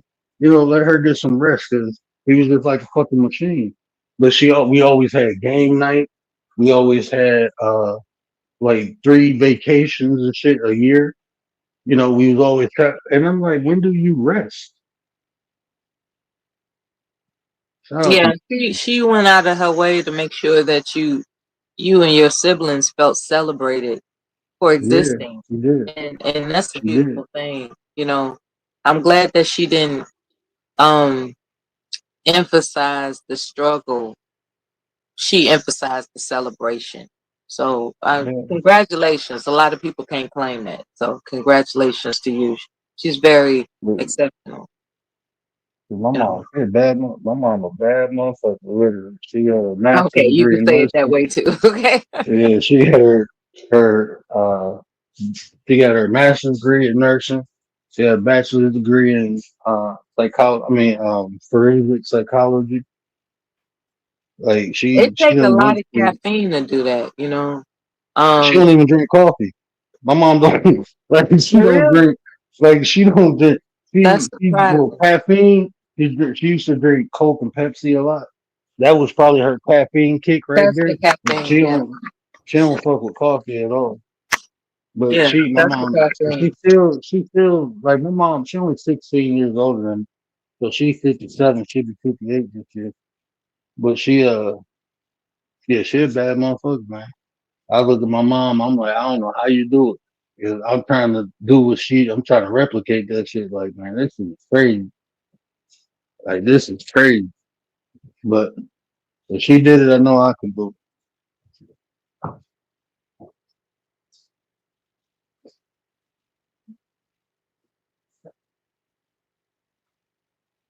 'cause you just don't know the stress that when you get older and start got to do it yourself. Then you realize how hard it is or the difficulty. And kids. I hate when I hear parents say, "I'm watching my kids." Like, what you mean you watching your kids? You supposed to be raising them. Fuck you gonna watch your kids for? That irritates the shit out of me. I'm watching my Did you all ever hear about the time that I said, I think I may have said this once or twice throughout the years of experience and being on panels, where I taught my son um, some sense of entrepreneurship.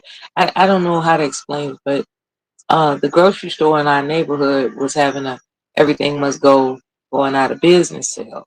And so I stopped by, and that included, the entire supply of M&Ms. Now, I've made my son's lunch every day, and that included a sweet treat, which was either, candy bar, Kit Kat, M&Ms and M's and stuff like that. I was like, wow, he likes M&Ms. Let me go ahead and stock up on.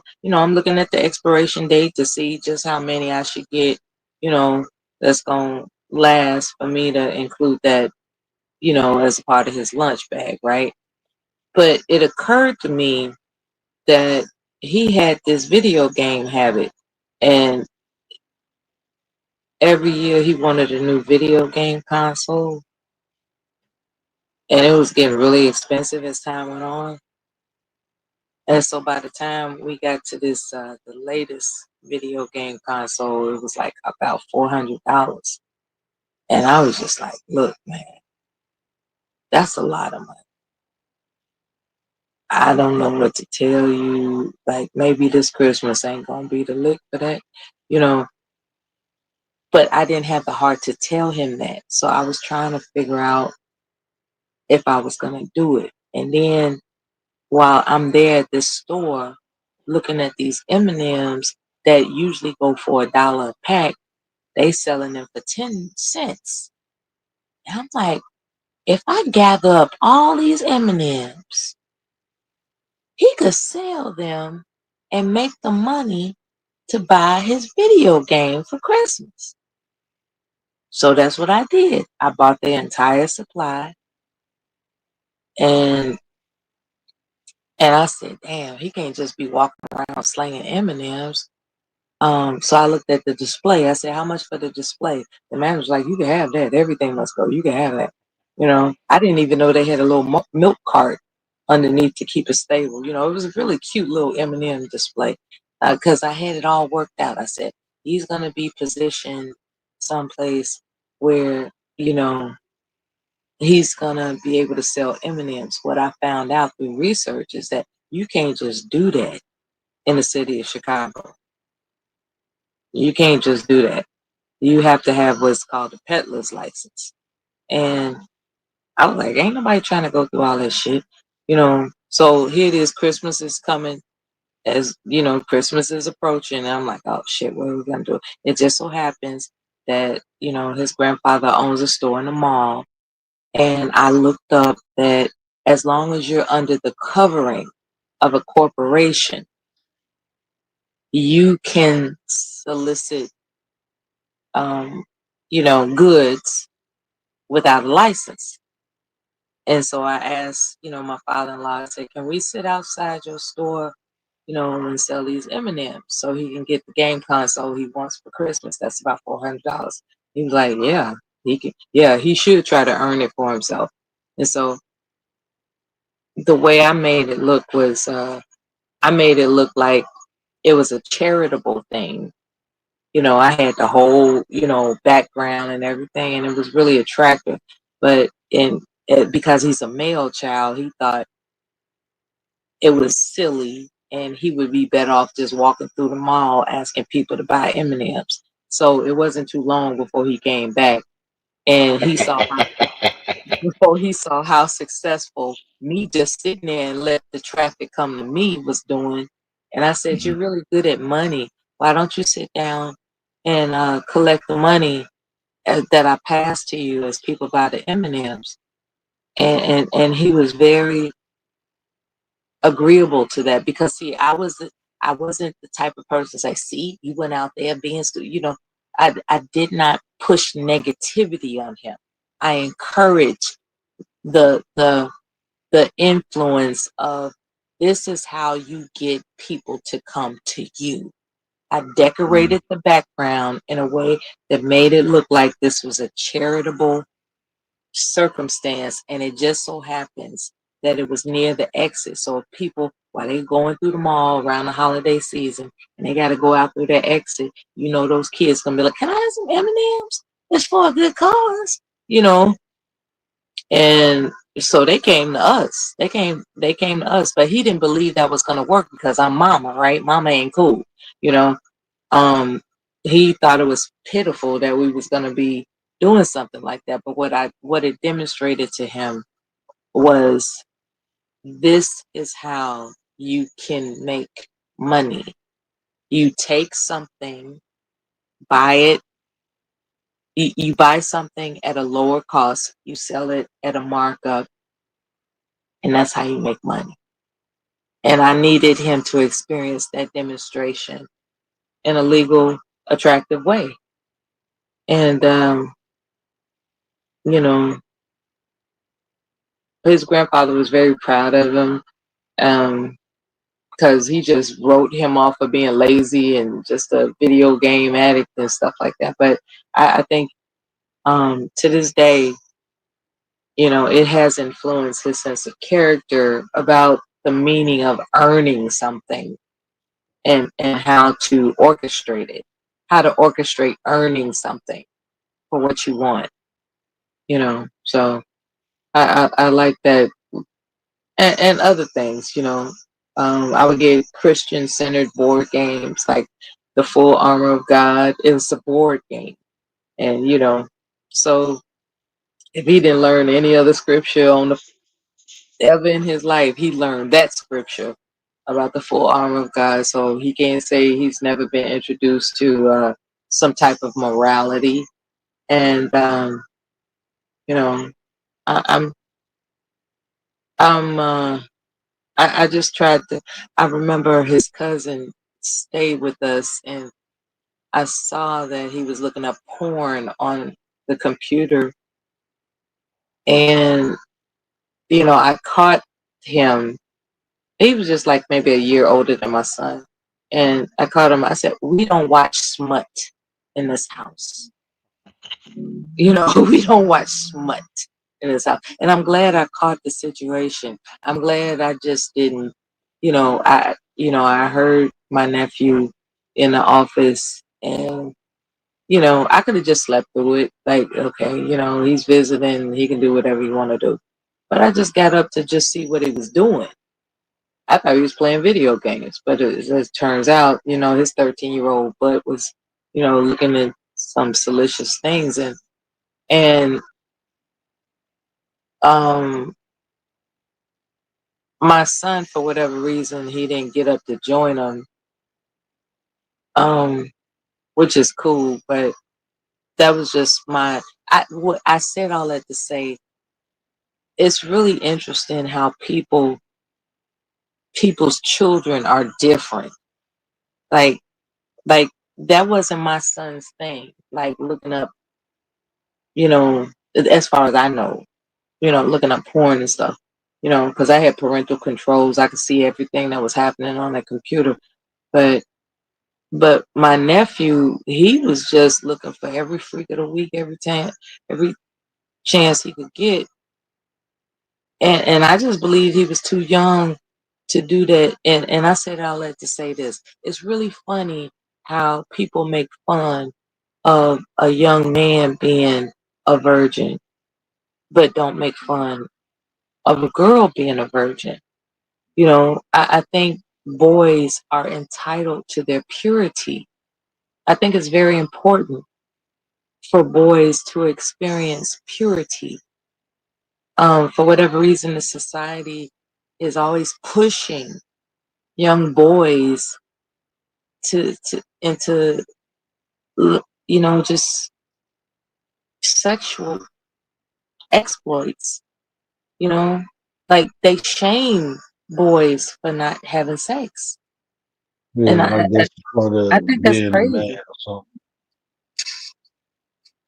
Yeah, that's how. I mean, they push the, and that's how you make degenerates. My brother-in-law used to make fun of my nephew for not having at least three girlfriends, and the child is 13. I used to get teased for not pimping on my girlfriend. I That's grew what I'm up. saying. All I that, had all that. I think that's my, crazy. my uncles and them be like, "Hey man, come on." It's I'll like tell her we you give are her. I'm like, grooming your son to be a womanizer. That's crazy. yeah. And I'm sitting back thinking, like now that I'm old, like when I was younger and that was happening, I ain't really give it too much thought. But now I'm like, hold on, bro, y'all was pedophiles, man. This girl's 16, y'all grown as hell. Y'all talk about tell her I pay her this to do that. Like, hold on, bro. Like now I'm older, I'm like, hold on, man. I was 15, 16 when that shit was happening. Like y'all grown as hell, trying to, He you know. he needed to be teaching them how to make money, if anything. Teaching them how I to mean, build something. Teach them how to build a house. Why are you trying to teach them how to chase pussy? Like, what the fuck is that? Because what's meant for you is gonna be for you. Like, if it's meant for you to have a wife, you gonna get a wife. You don't have to, you know, abuse your you don't you don't have to be a whoremonger in order to be an experienced husband. Like it doesn't take all that. It doesn't take being a whoremonger to be a husband. So what are you doing? That's crazy to me, man. yeah, you supposed to like. That's what I'm saying. Like men aren't groomed to be husbands. That's what, like, looking at my wife. What the fuck is that? Oh, that's a skunk. I'm like, hold on, bro. My bad, bro. There's a skunk running down the street. Hey, little skunky. But Was it a I was raccoon? talking. No, it's a skunk. Oh, No, it's a skunk. But like I was telling my, it usually be over here in my bushes, but I cut the bushes down. That's one of the reasons I cut the bushes down. Damn, raccoons and possums be all in these. But like my wife, she Middle Eastern, but it was like a conversation I had with like my sisters because when I first got with my wife, they was like, you couldn't find a black girl, and it's like not the fact I couldn't find a black girl. They wasn't like they loved my wife. It wasn't like no question or nothing like that. But they asked the question, and I'm like, nah, it's like she more like y'all. And they was like, what you mean? I'm like, she was raised to be a wife. Like my mother reared my sisters to be wives, to know how to take care of a household, to know how to nurture, and also be self-efficient too, because they all got degrees. So it wasn't. She didn't teach them to be independent, but she gave them the skills that they would need if they created a home. And I don't think that's done a lot. I don't think people, if you're raising your kid to be independent, that you ain't raising them to be a husband or a wife. You raising them to be independent means alone. That's what that shit means. yeah, There's a that's difference basically what it between means. independent and self-sufficient. Like my wife is, she got a degree in everything. She make um with her degrees and certificates, she make more money than me. She got the potential to make more than me. So I mean, she's self-sufficient. She can take care of herself, but she's not independent. She wants a family, Hmm. Now and her sister is independent. Her sister like, look, I ain't cooking for no man. I ain't doing this for no man. She telling you what she ain't doing for a man. My wife, that shit is like she has to do this. This is what she does. That's how my wife is. This is what I do. This is what I am. But her sister, and they was raised in the same household.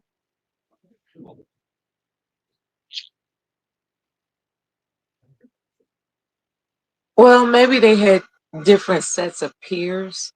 maybe your wife's peer group was a different a different mindset than her sisters, because peers matter. That's why I advise parents, not that anybody has, but I would advise parents to be keenly aware of their child's friends. No secret friends. Wave that flag. No secret friends. I don't. There's not going to be any such thing as like, there's this friend that I don't know about.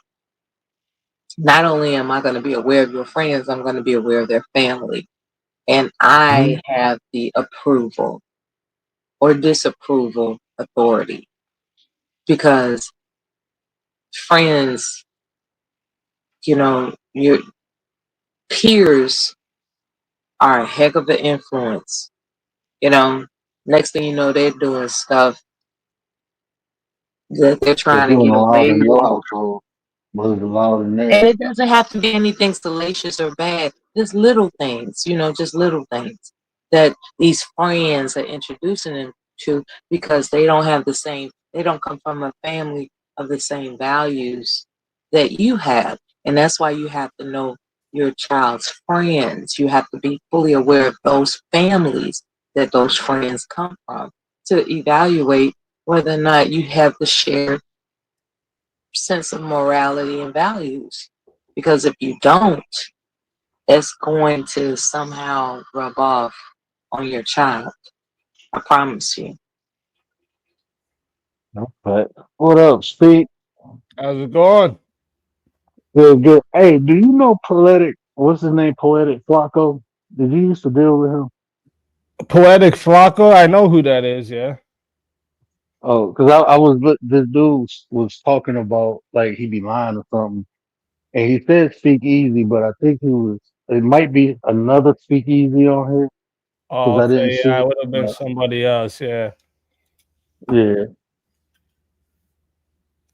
But yeah, I know who he is. I watch some of his stuff sometimes. I used to watch more of it, but he just got kind of repetitive for me. yeah, Hey, I don't say. Speakeasy, you heard of the Fibonacci sequence? You ever heard of that? It's everywhere, bro. It's universal. You were watching earlier, I see. Yeah, yeah. That guy got Golden so mad, ratio. bro. That guy got so mad. I was just saying, dude, like it's not something to get mad about, but you clearly don't know. Shit. But I like the host of that show. He's cool shit. Propagate this light. That's his channel. He's cool. He got really mad though. I was like, what the hell? A lot of people don't like that though. A lot of people don't like when they're like really confident in something, but then they get shut down so quickly. And it's actually like funny because like the only reason I knew anything about the topic is because of this same thing, like where I thought, isn't that crazy? Like I heard people talking about that, like where you can look everywhere in the world and everything is just like perfectly designed to the Fibonacci sequence, but it's not. It's approximate, right? No. It's Yeah. not. It's approximate, and especially in like certain spots where it's not even present. So it's like, uh, but he's Yeah, I used to be one of them people, bro. I was convinced at one point until you start really, um, I don't even want to say researching, but observing for yourself. Like, hold on, or that ain't here. question It ain't here. Yeah. question everything. That's what I like. I find that's your best way to get to the where you really believe what you're saying. Like, if you ever like think of something that you like stand on, like a principle or a moral or a belief you have or something you think you know, right? Like, have you ever like made sure that you know or believe or stand on these things for an actual reasoning behind it? Because some people don't do that, right? And then when they get questioned, They go, and they get mad because they don't even, they're actually mad at themselves for not understanding why they think these things. I don't know who I was talking to. That's why I would say like, oh, I was talking to Wild Heart, and he was focusing on belief versus knowing something. And I'm like, bro, I know you have to believe to know, but once I know something, bro, I don't have to believe in it because that belief leads doubt. So it's some shit that I still believe because I don't have feudal evidence that it exists. It just But feel you good accept sometimes. it as true. Yeah. Yeah. So and then like that was a whole debacle. So I'm like, I'm straight. I should Yeah, even that's be what he headed got into sometimes too. talking to He people. got into that too, because that's how it was with me, where like I had this belief in God, right? With not Mhm. something I could point to any direct evidence to give you, right? But like as I've grown and like the transcendental argument is what I brought up, the transcendental argument for the existence of God, that's made me know that God exists. I don't need to do the belief part anymore. I know this. And that I had a really like crazy experience where I asked God to show me he's with me, right? Because that was something I always read and was taught from the Bible, is that God is always with me. And I asked for this in a really fucked up point in my life. And I literally got a sign by finding a pendant that on the pendant was a picture of an angel, and when I picked it up and flipped it over, it said the words "always with you." It was the very next day after I asked for this sign. I couldn't, like, I couldn't deny it after this, right? Like I was like, oh, he's that's God talking to me. You see, like even that, like that's why I don't even try to explain the shit no more, bro. Because that experience you had, like a non-believer would have been like, "Oh, I just found something." They wouldn't equate that to a sign.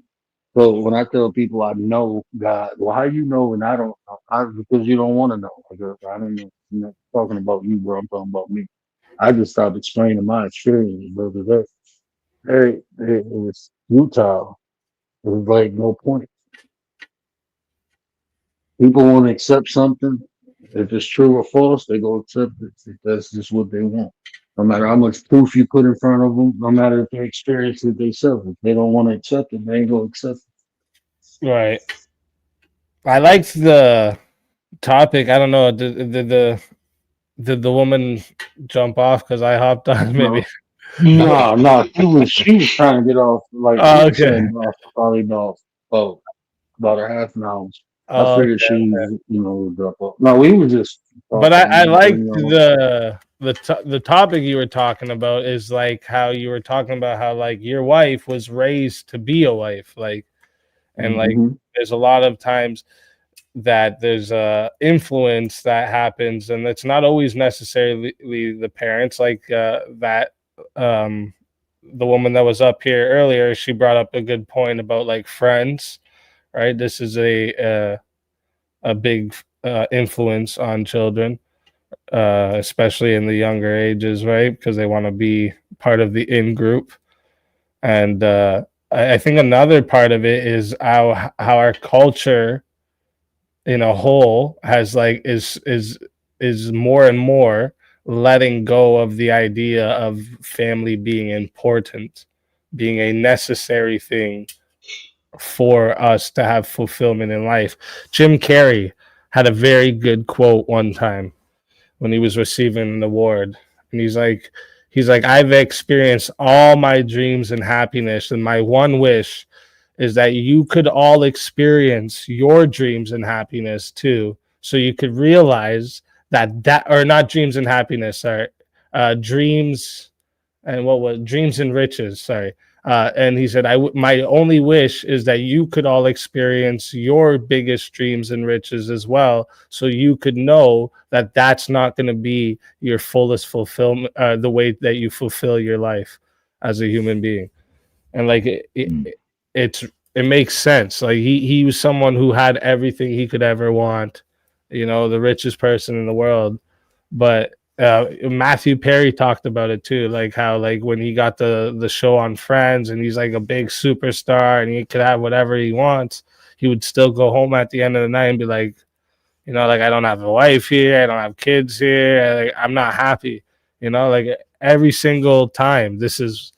We've seen it over and over again that this is something necessary for fulfillment in our lives because this is what God put us here for. Jim Carrey had a big shift from Fire Marshal Bill to philosopher. Big shift. Hey, you might think this guy's just like some stupid comedian or whatever, No, but no, no, no, no, no, no, no. I They're think deep as fuck, bro. he's deep. Yeah, he's got some good thoughts to share. oh yeah. When he was talking about the Boston oil, I was like, okay, yeah, I like that. Like, yeah, you know what the fuck he talking about. Oh fuck yeah. Yeah, dude's smart. But that was the biggest difference. Like experiencing my wife and then comparing her to a lot of the other relationships I had, it was like I can see like it's a difference, you know. Like she was literally reared to be a wife, versus just being an independent woman and doing her thing. Because people always say that independent shit, and then later on Independence they just for a woman, independence for a woman usually means independent from a man and living for herself, where like independence for a man means he's ready to have a family. You see the Yeah, difference there? Isn't that yep. wild? An independent yeah. man is someone who's ready to sit down and support a family. An independent woman is someone who stays away from having a fucking family. Like this is the things that they teach. It's feminism. I know I've probably brought this up here quite a few times, but this is the thing that's influenced our culture to be this way. Is feminism. It's a poison amongst society. For Well, and the all the thing is, justification. Oh my bad. go Go ahead, ahead. Bubba. Go ahead. No, go ahead. No, you got it, bro. No, you got it, bro. Go ahead, bro. I think it's highly driven by industry, right? Because, getting two breadwinners in the house was more important to industry than keeping the family unit together, you know? Well, yeah, it's about paying less. Oh, we can get more workers, so we can pay less. We have twice as much production. We had twice as much spending, right? Who spends the most money? Women. Women. Yeah. Yeah. So like that's what they want, and then they want to feminize a bunch of men into being like women so they could do the same thing, be the same, just buy a bunch of shit, right? Hmm. It's just it's I'm telling you, feminism is what it was a poison put into society for this very reason, to break up the families, to make more production, have to pay less or be able to pay less, and screw up what built the very thing we love, the country. Amanda said I was real to be self-efficient, but also to be a wife. That's why, that's why I took away. Like, I don't believe in taking things away from people without giving them something else to utilize. So when I even introduced that concept, self-sufficient over independent and break that down, I don't think there's nothing wrong with women being self-sufficient, but it's that what comes with the concept of independent, it means alone. You can incorporate that. Like, I like how you articulated that, because when a man is independent, he will be able to take care of himself, meaning he to be able to take care of other people. That's just the mindset. But even in that case, I still like the word. I think self-efficient is more impactful on both sides. But what you said is facts, though, because when a man becomes independent, especially from his family, from his mother and father, that means he's ready to create a household versus a woman. Um, it's just the way we think. Right. And like they teach women that they're gonna be happier chasing the bag and working on your career and all of this. but which marriages and relationships last the longest? It's the ones that the couples are virgins until they get married, and they move, especially on the female side, they move from the parents' house in together, and this is the longest lasting marriages we have. And there's a reason for this, right? Because they weren't taught to chase material things for happiness. They were taught that happiness is amongst themselves and with family, and that's the truth, though. Everybody, there's nobody who sits on their deathbed and says, "Oh man, I wish I just bought that other car too." Like nobody does that, right? Like, no, I wish I would have talked to my kids more. I wish I would have saw my sister more. Nobody cares about that shit in the end. You don't take that with you, right? Like that's the problem, though. We teach the society to chase material things. That's why I say, I mean, people value monetary things over character nowadays. Facts. As long as you got a degree and make a lot of money, shit, you treat people like shit. It's all right because you got all these monetary. Man, fuck that. The Right. And value in of your the face, they person is act the like it's all character. right. But behind your back, they're still talking They about you. talking They shit. still have resentment. You know, there's nothing Hold good on, about somebody that just lifestyle.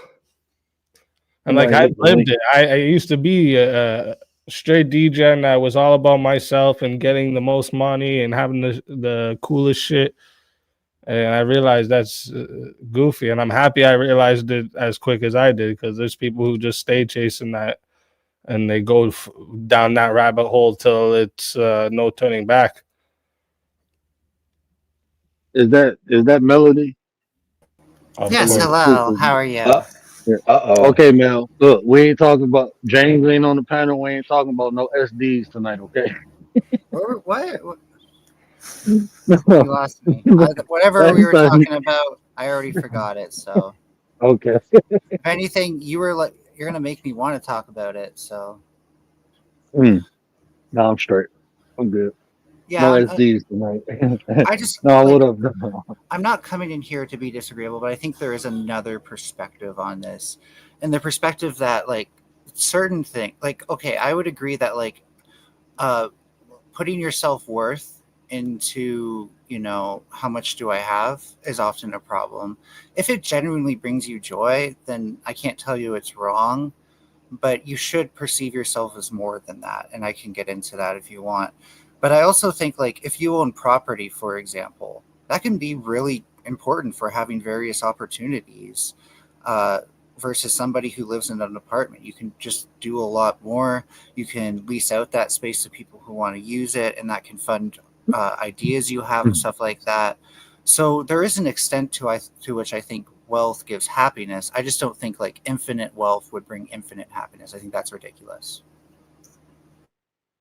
No, I wasn't saying that. I was saying like people look at people like as their monetary gains versus looking at their character. Yeah, So I mean that to me is like asinine. I know rich people and they some good ass people, and I know a couple of them they assholes. You know, um, yeah. I think that so comes back to like self worth being again how much you own, because that would have to do with like how other people see you. And so if other people are seeing you as what you own, if you're surrounded by those sort of people and you don't own as much as them, you're inherently not going to value yourself as much.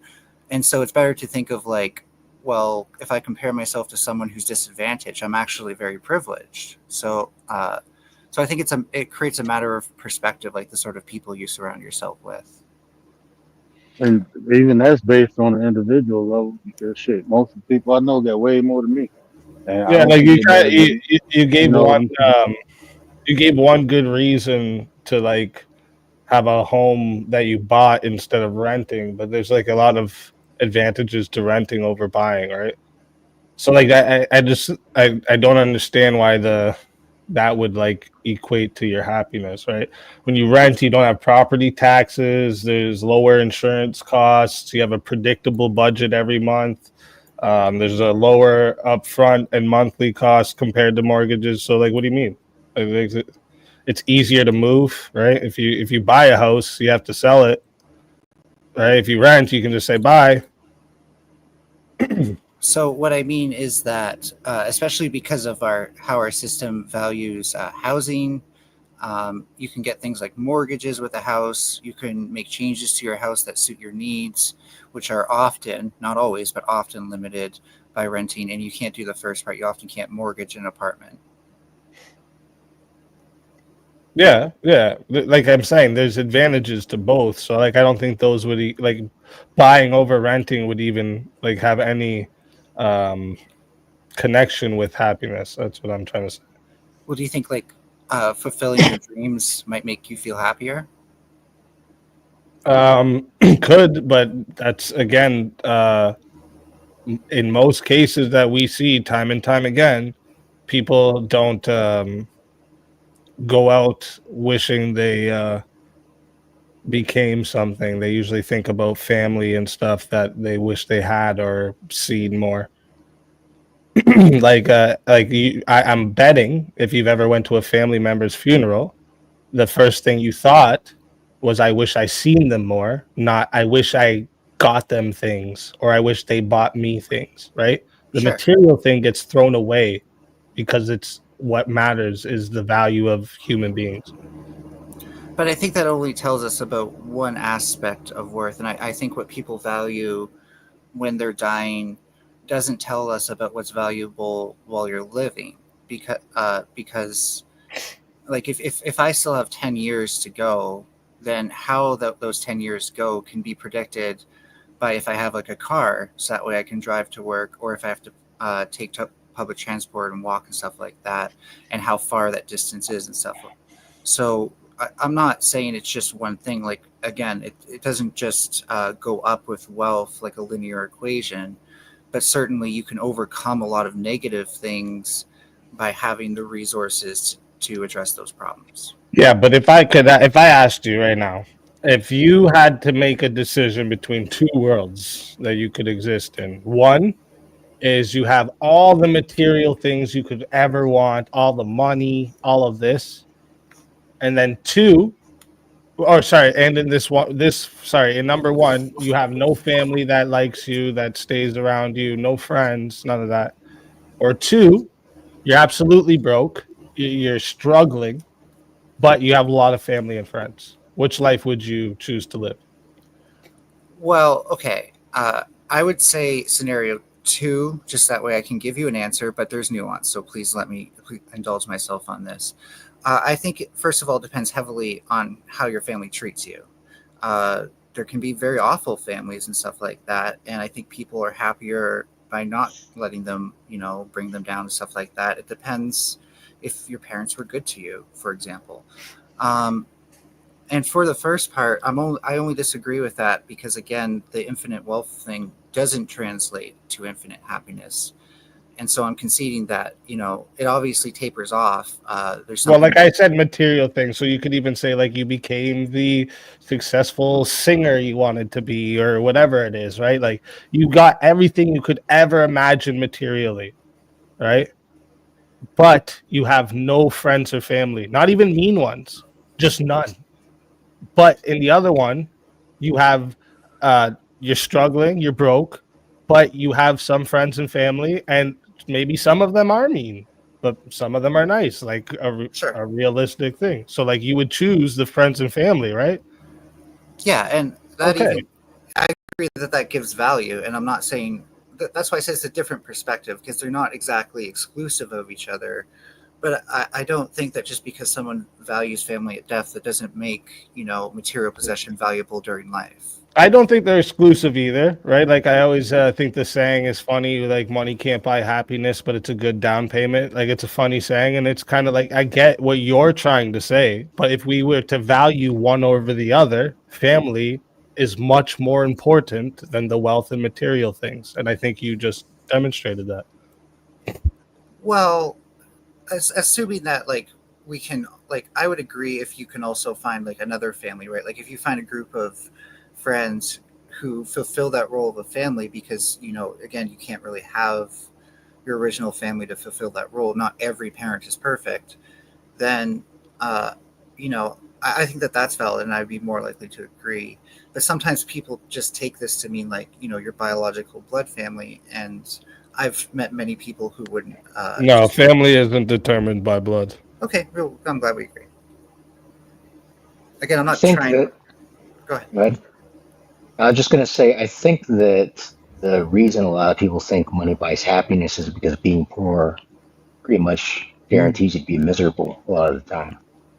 So, once you've got a certain amount of money, where you can accomplish the basic things, it's the equation kind of changes a bit, I think.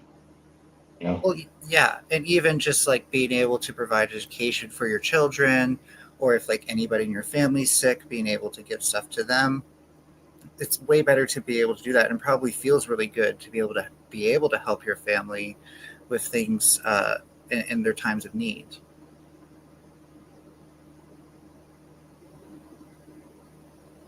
Yeah, like I said, I'm not saying that money can't contribute to being happier, and like fulfilling your dreams can't contribute to being happier for sure. But what I'm saying is there's a level to each thing. And the most important thing is what people in society today have put at the bottom of the list.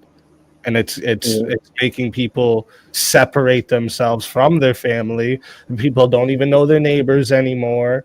Like it's gone, and people are wondering why they're getting less and less happy amongst each other and amongst society. It's this is a core reason, because family should have been put at the top like it always was before. Uh, You know what, bro? When I first got into real estate, I had this mentor. He real successful real estate agent here in the Metro Detroit area, commercials and everything, and is my mentor. So I'm trying to stay under him as much as possible. And 2 months went past, and he used to put in like 12 hours a day, 7 days a week. And 2 months went past. He was like, "Hey man, you got a wife?" I'm like, "No, I got a fiance."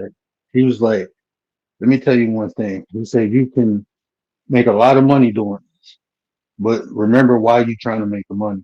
He said, "Because I forgot why I was trying to make the money, and I lost my family." That shit hit me so hard, and I cut back a lot. Like, okay, I created a schedule. I'm gonna work Big 4 days a week. facts, man. You know what I'm saying? I'm gonna work 4 days a week because I was neglecting my wife, my future wife. I wasn't spending. I was chasing the money. I wanted the money to make our life easier, but in pursuing that, sometimes we lose the reason why we doing it in the first place, and that's what he was kicking it to me. And I'm like, man, that shit was deep. That's right. Someone just said in my chat, and I love this one. It was kind of similar to what I said earlier, but they've never seen anyone on their deathbed pray to God for one more day to make more money.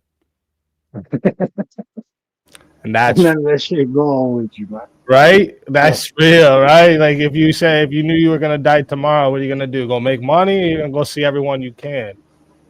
hey, Steve, check this out. Who was the richest man 50 years ago? Who's the richest man in the world? Yeah, 50 years ago. Oh, 50 years ago. Uh that would have been Bill Gates, no? 50? No, not 50. Who is it? You got to Google it. That's the whole point. We don't fucking know. Who fucking cares? Who's the richest man 50? You ain't remember for that shit. You That's remember for the it. impact you have on people, man. That's what you remember by. Everybody we remember the impact they had on other people, man. Not how much Right, money they made. right. That's it. That's true. You don't remember Achilles because he was some rich warrior. You know, no, you don't remember anything about his money. You remember he had the heart and he fought like hell. We named a tendon of our own after this guy. Like even Mansa Musa, right? Don't nobody remember. The only reason we know Mansa Musa at one point was the richest man in the world because he went across the fucking Africa giving out wealth. That's why we remember him because the shit he did for other people. We wouldn't have knew that motherfucker was the richest man in the world at that point. The reason we remember it because of the impact he had on other people. He gave that shit away. Yeah, man. This is why, like, family and friends. This is the thing that should have been, should be taught. That is the most important thing for you to be happy in life. All these material things, the new iPhone, the new game system, the new TikTok dance, all this stuff doesn't matter, man. It's you'll forget it in a week. I, It's I it, I find myself partially agreeing with a lot of this. So going back to the first thing you said, and I've just been trying to be patient. Uh, first of all, I posted something in the side chat. You might be interested in Speakeasy. It's a link to a YouTube video. It says "Myth: Feminism Against Family." It's going to use a lot of like woke SJW words, but they also have a lot of videos that explains it, so that way it all kind of fits into a proper context. So I suggest you give it a look, because I think it's important to realize that feminism can be pro-family. In fact, we want better outcomes for children, and stronger, more resilient families have better outcomes for children. At the same time, I sort of feel like you jumped a key notch there, especially when you said we don't know our neighbors. That was interesting to point out, because I think community is important here, especially when we say it takes a village to raise a child. Because it doesn't just end at the parents or the friends you make. It starts. It's first of all how you start up and how you're raised and stuff like that, of course. But it's knowing the people in your community. It's actually having like community events and stuff like that, and appreciating like if there's diversity and stuff like that, and understanding the walks of life those people come from. uh, I feel like in certain ways I would criticize conservatives for limiting the ability for communities to really homogenize along shared values, because I think communities do have shared values. Like a community usually cares about the children that's in it. Most people get really mad, for example, if a child dies because of something in their region, because it feels like it hits very close to home for them. And so I think that that means that we can expect people who are part of a community to care about the family as much as the family, can benefit from a community. I forgot my last point, so I guess it doesn't matter. Oh, Oh, yeah, I remembered it. Could I just really quickly go ahead. with you said that owning all things, uh, owning material possessions isn't enough to cause happiness, sort of.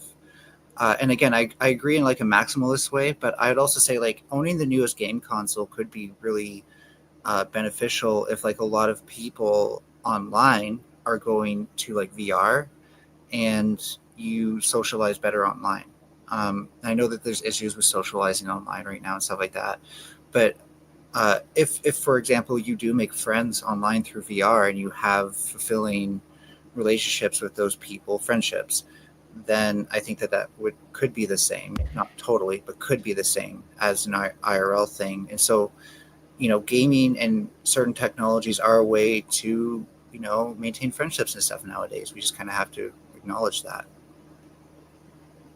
yeah, but it's still, if you center things around that, again, if you put that ahead of in real life friends and family, that would be a problem, right? Yeah, I'm not that's saying this is a bad thing. that's What where I'm we saying is agree. there's a levels here, and the thing is, in society nowadays we're taught this materialistic lifestyle that the last thing you should worry about is having a family or Hmm. being with your family. That's not true. That should be the first thing you worry about, the very first thing, and everything comes next to that.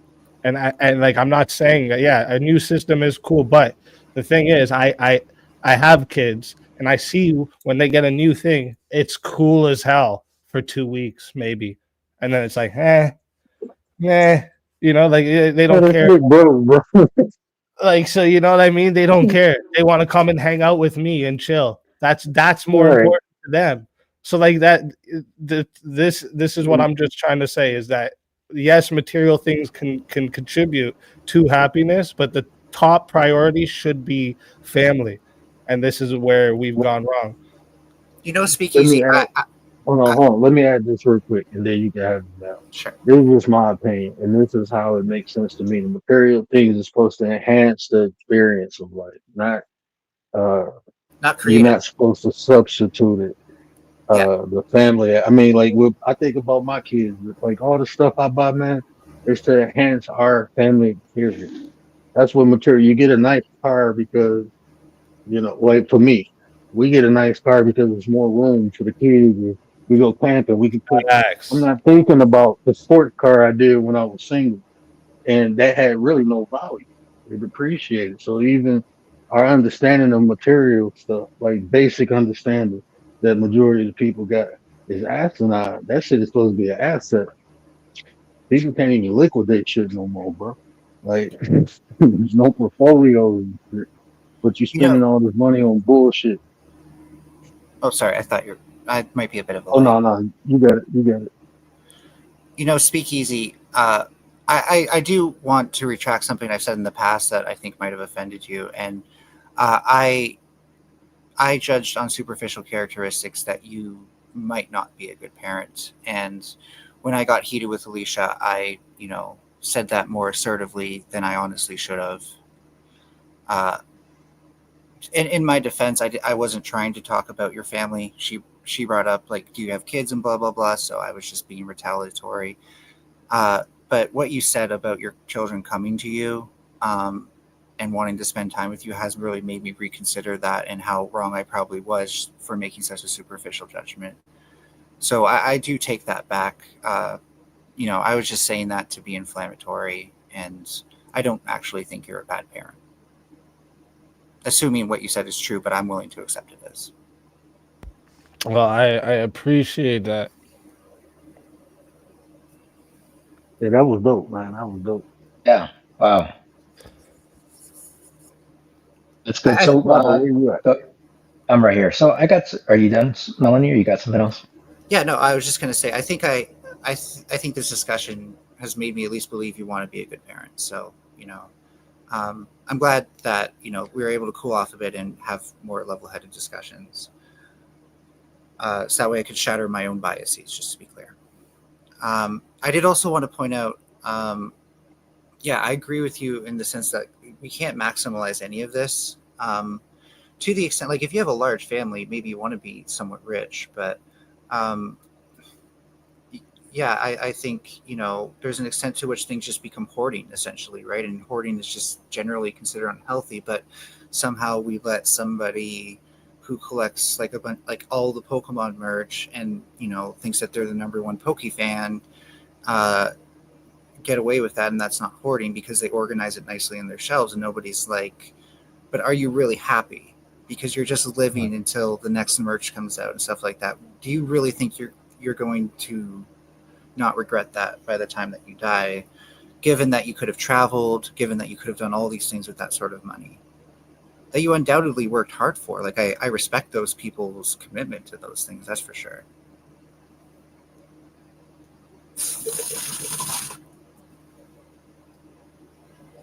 So I did want to talk about something you talked about, Melanie. I'm kind of going back a little bit in the conversation, but things like VR. While VR is cool, I think something like this is a maladaptive kind of band aid, and yeah, it can help some people. But if they live their entire life in VR, I mean, how deep is are these relationships actually going to be? So I'm going to first of all assume you don't mean clinically maladaptive, right? You mean like it could be generally more so instead of us having to like fulfill some sort of category. um, and to that I'll say, yeah, it probably can be. I personally have had an interesting effect where the extent to which I'm maladaptive online actually has an inverse effect in my real life. It's almost like there's a lot of like anxieties and stuff that I sort of store up, and when I go online, I compartmentalize myself, and so when I come back out, it's like I've kind of put those aside as well, and I can refresh. And I've been noticing that more and more about myself recently. So I think it depends on how you define maladaptive. I would agree that like going online just to be toxic is not a good thing. So hence why I'm not trying to be toxic right now. But also, you have to sometimes wonder if there's a broader picture to this. Like, is there some reason that maybe interacting IRL is hard for us? And this is why, like the nuclear family thing, um, and particularly how some people take it to an extent where we lack diversity, where we assume that like it sort of fulfills the Western norms, um, sets up the way that like it makes it hard for us to interact in like a multicultural society. And so I think that comes back to like if we really want kids to have better IRL interactions, we first need to make sure they're not going into interactions with other kids at school and stuff like that with prejudice. This is generally why I'm against homeschooling, because I think if you want to push back against this, then you need to look at public schooling as being an important way of getting that. In fact, I saw a recent discussion about who people tend to like marry and what people are using to hook up with and stuff like that. And churches are not a high percentage of that. Now, you could argue some of that is us becoming more atheist, but uh, I'd have to find that research for myself before I could even tell you if that's like the percentage of people who try to date from church and actually get married versus people who try on like dating apps, stuff like that. But I know it was a comparison along those lines, and I know that churches aren't like a great place Well, to. yeah, because most people aren't going to church to like even think about those type of interactions, right? I think it's the when I look at those things, the top way people are getting married or even just hookups is people in their area. Usually that they've worked with this person or they grew up around this person. That's like the most. That's the top like percentage Yeah, of. But one like thing I oh, church, the thing is, people can't meet each other at church if they're not going to church. sure. And it probably varies on how much your church has like social gatherings and stuff like that. How easy it is to also just make friends in general at your church, or whether you're just like coming in every Sunday, listening to the preacher talk and leaving single file. Because I know certain denominations are more kind of like that. Um, I think I've seen that like people. What was I going to say? Sorry, I guess it wasn't important. It's going to come back to me, but whatever. You were saying something about like people not meeting in churches. Yeah, it was more tangential. So, uh, but yeah, what you said is like a good point that it could have something to do with that. I, I think people tend to see like, oh yeah, right now I remember. So people are dating more long distance now, and even having more long term friendships now, which actually I think in some ways suits certain personality types better than always having constant like face to face interactions and stuff like that. It's interesting how something like texting can make someone who is local to you feel long distance. So there's a discussion to be had there. But I think it's natural to some extent for humans to have like long distance relationships.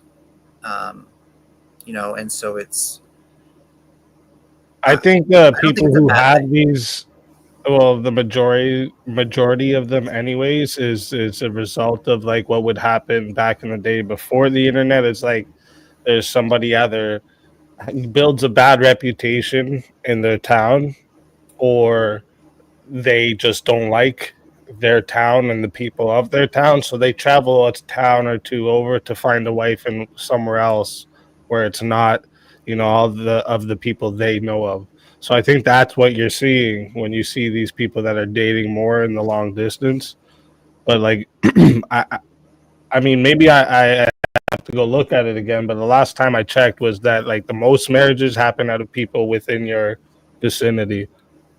No, I actually agree with you that it was kind of like an older fashioned kind of way. Not that it doesn't still happen, but that like people would feel way more motivated to move to like the city or something because they've been sending mail to like their what's the word for it? There's a better term for it at the time, but their love that they're writing to, and and at some point you just become overwhelmed and you have to move out there to see them. Whereas now you can maintain that longer, arguably for when you're more ready, but sometimes maybe past the point.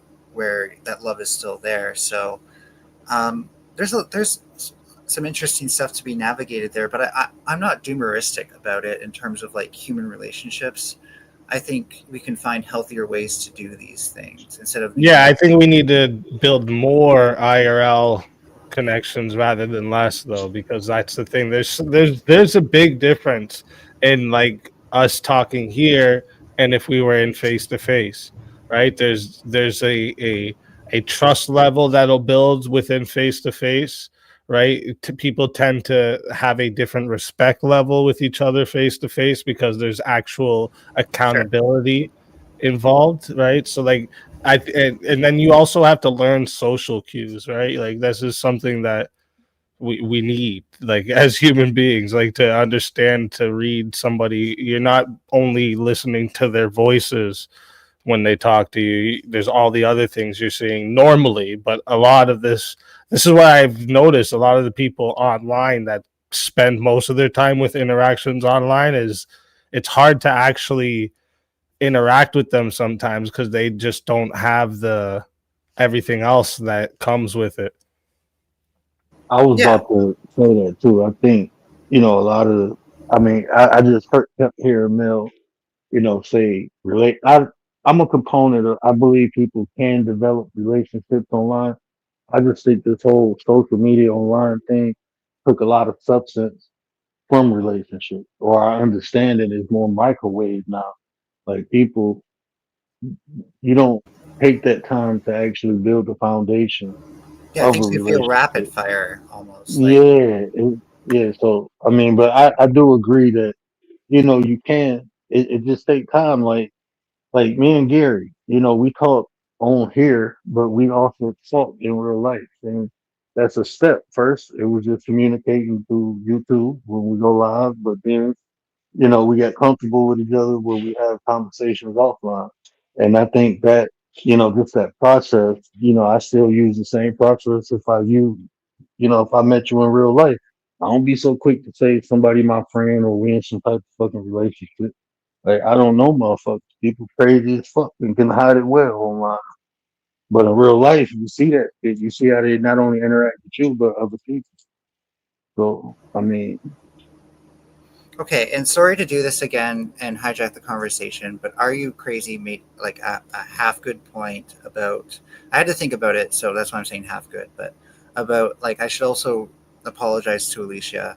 And I had to think about it, but if you're a good parent, then I think it logically extends that, you would only, be with Alicia if you thought she was a good parent. So I'm willing to assume on good faith that she's also a good parent, and I will take back and apologize for saying that she probably isn't. On the other hand, I still, and this is like, I'm saying this knowing that maybe you may not still want me back, but I don't agree with how she blocked me from chat for standing up to her, and I don't agree. Like, if she doesn't want me live replying in the Discord, then she shouldn't block me in chat. I don't consider that to be ban evasion. I consider that a natural consequence of removing somebody from one social forum in your community to another. So that's just that contention is still there. If she wants to talk to me about it, I'm willing to try to resolve that conflict. Well, to to be fair, I'm the one who blocked you on everything. Okay, I think I had you blocked too, so I'm going to see if I can unblock you. But just know that I'm unblocking you now. And yeah, maybe this like maybe our interaction was a result of the fact that if I'd known you in person, it might have been harder to dehumanize you in my mind. So I think it's about developing a new culture of kind of being aware of these things and talking about them when they arise, uh, and being like if you know I'm trying to be vulnerable right now. There we go, found you. Um, and by admitting this, because I hope we can have these conversations, and part of that is allowing people to have that conversation and not like being like, oh, you admitted you're wrong, blah blah blah, or something like that. Um, you know, Yeah, that's why my channel normally, right? It takes either crossing the line with my family or with somebody else's family on the channel to get kicked off. Literally, that's the only thing. Everything else, I just let it go. And just for clarity, not because I'm trying to defend my actions any longer, but in my mind at the time, I was defending my actions along the line of, well, at least I brought up the kids, so fair game kind of logic. Um, but I can see now how I took it too far because it was just taking superficial judgments, and I feel bad for that now. Well, I appreciate this apology that I didn't expect. That's for sure. Well, no, it really was like the moment I heard you say that about your kids, like I'm just willing to accept that it's true because it really was heartwarming, and I hope it's true. So I can see that you care about your family, and that really made me rethink what I had said. That's actually the whole reason that I want to inspire the culture. I keep saying this, like it's planting seeds for trees I'll never get the shade or fruit of, but that's what that's what my goal is. That And it's not like you put them on a pedestal. You don't bring them on stream. Like whatever. I've seen people do so much worse to the point where, like, if that kid ever goes online, their life is fucked. And it's like, at least your kid, like, if they decide to be like, yo, I'm Speakeasy's child, then they've made that choice when you've allowed them to like have whatever online persona. And at least you'll know the consequences of that, right? So you'll be able to talk to them and be like, okay, like, you're 16 now, and that's just an example. I'm not telling you when I think you should do it, but you're 16 now. I think you're old enough, but here's what it's like to be online. Here's what you should and shouldn't do, kind of thing, right? Whereas like a lot of parents are unequipped for that, and that definitely makes the whole online landscape a lot scarier to be a parent and to know your kids on there. Well, my Yeah, nephew I'll on keep here. them. I'll keep them away from being on there as long as I possibly can. Well, most parents don't even know not to tell their kids, like, don't dox yourself, right? Like, they might say, like, don't tell your address or stuff like that, but they don't know how easy it is to get doxxed, like by saying specifically where you work, and stuff like that, like, um, and how that can be used to backtrace you. It takes kind of a while to be online and hearing those stories to be like, wow, okay, it can happen way more easily than I thought. Hey, my bad. I was laughing, but when you said that, I'm like, shit. The kids, I had to tell my mom and dad that shit when they came. I'm like, hold on, man, don't do that shit. Hold on, do this. Don't do it like that. Like shit. So that's. I mean, I feel you though with the kids here, but there's people who ain't used to this shit, bro. This. But when I came on, I didn't. I had my full. I don't really. I ain't got shit. I ain't got no smut on my name at all. So I don't really give a fuck if somebody dox me. Just don't come to my house because I can't. That I can't. I'm a real old school guy. I'm a protector. So just don't come to my house and like. But I had my picture, I had everything, I had my name. I done doxed myself on there, told people my birthday and all that shit. So I mean, I don't like I said, I ain't got no smut on my name, so I don't really care. But that shit can be harmful because you don't know other people's intention. Like I said, somebody come to my house and I don't know you. I don't know what your intent is. So I mean, to me, that shit, you coming This is bad actually intent.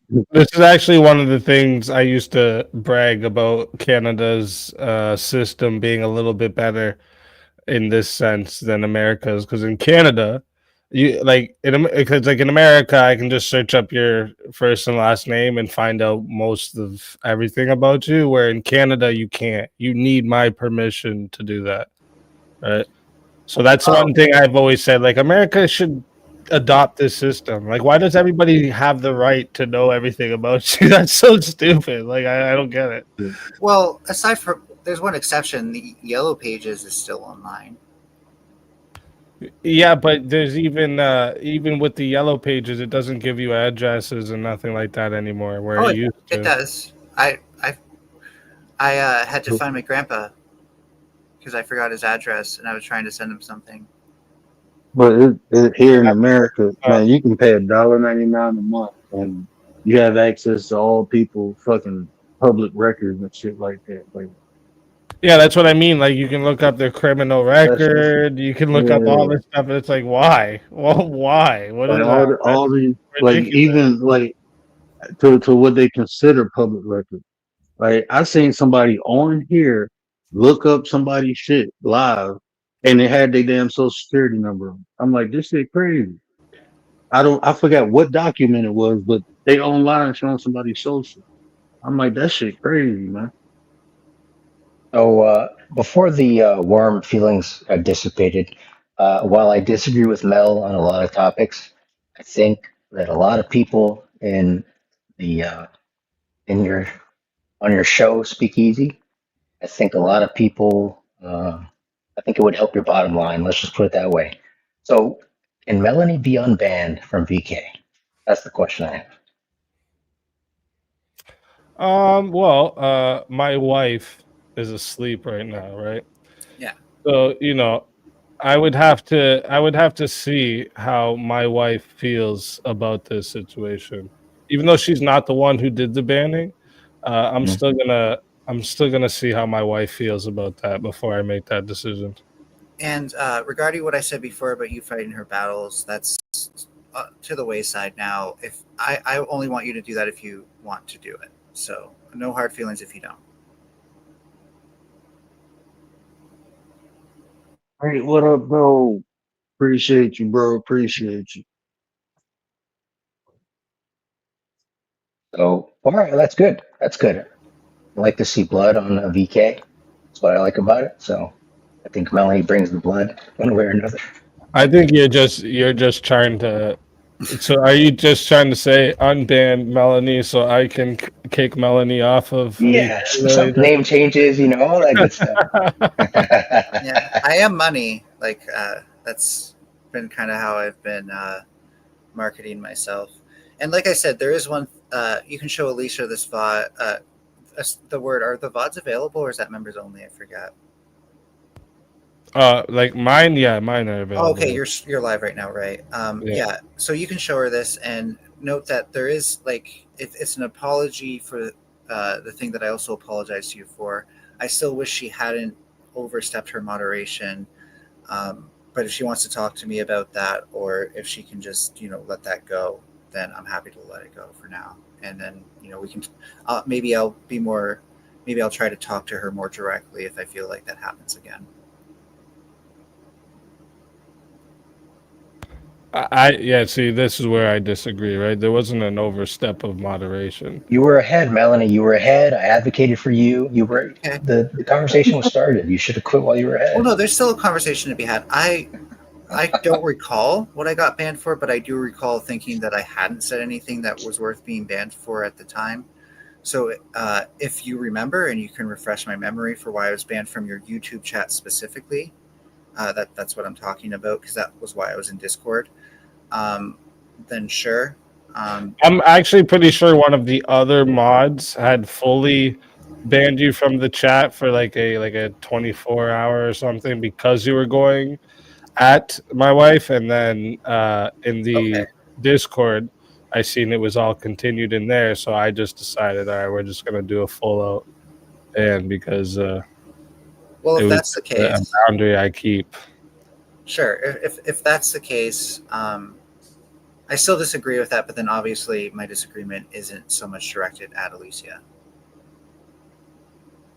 Yeah, I was about to The say, way I man. look at it, like I was just on a channel not right before this one where like they don't allow people to cuss at all, like not even say shit, right? And like I slipped a couple times, but like I at the end I understood that that's his channel and that's the way he runs the thing. So like I made sure he understood that like I still respect that rule, even though I wouldn't be it wouldn't be a rule I would make or anything. I still respect that he keeps to his standards. That's his channel. I respect it. It's like going in someone's house, right? They tell me keep my shoes on because it's or I can take them off, whatever. Or if they say don't keep your shoes on, I'm gonna usually respect that rule. So I Yeah. I agree on its face. Like that's a good way to approach things by default. But I think it's also worth just like a little bit of critical thinking, more for the person holding the rule, but also from the standpoint of like, should a rule is a rule reasonable for starters? Um, and what you said isn't unreasonable. I can understand why some people might want to do that, especially in a media landscape. So I wouldn't argue against that necessarily. Um, Also, is the reasoning for the rule well informed, right? Because if it's not, then maybe it's worth reconsidering it. And is the application of the rule done properly? Because if it ends up, for example, being a double standard, then I don't think it's as much of a rule as like a way to discriminate.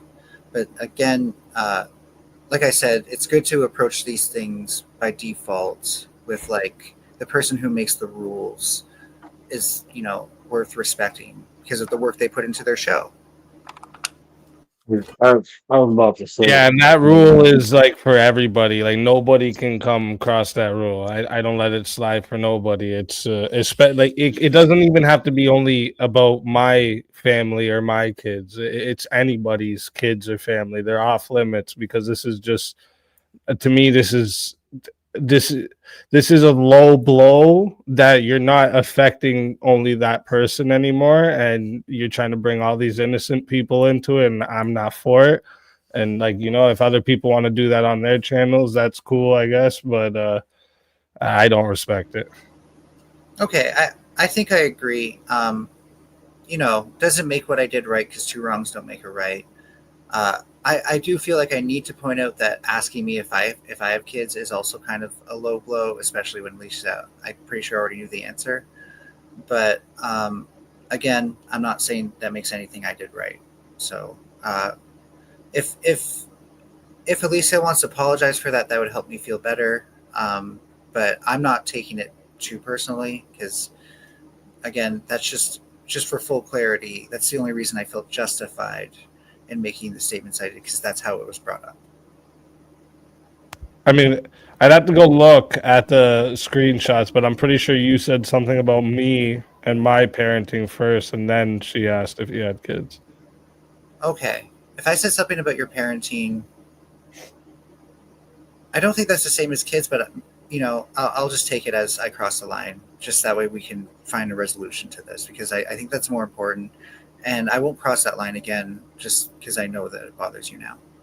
And you're technically right. It's not directly at the kids, but it involves the kids and uses the kids as a weapon, and that's another thing. Like again, like that person, even if someone is a piece of shit parent, that's not who it's affecting.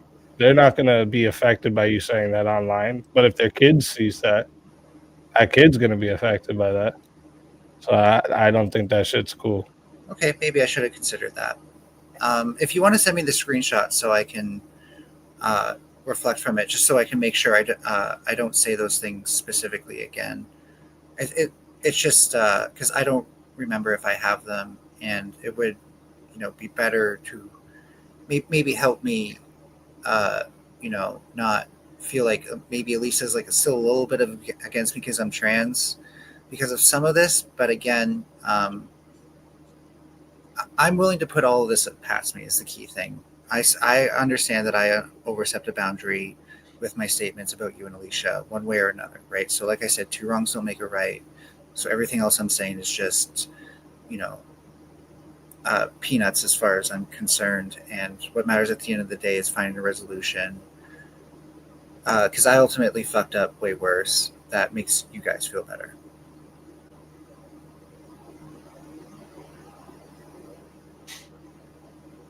Yeah, man. I No, hate to Melanie, see. the problem I Go have ahead. with all this is that you're coating it with this thin veil of it's everybody else's problem somehow. That's what it feels like to me. But I I I feel could like be I'm wrong. eliminating that possibility by saying two wrongs don't make a right, and that I fucked up worse. When I say like I justified it to myself, I'm also saying I don't agree with that justification anymore. Uh, for the reasons that I initially stated, which is that it was just a superficial reading for starters, and it was taking things past, like it was escalating that in a direction that I should not have escalated it. Yeah. Well,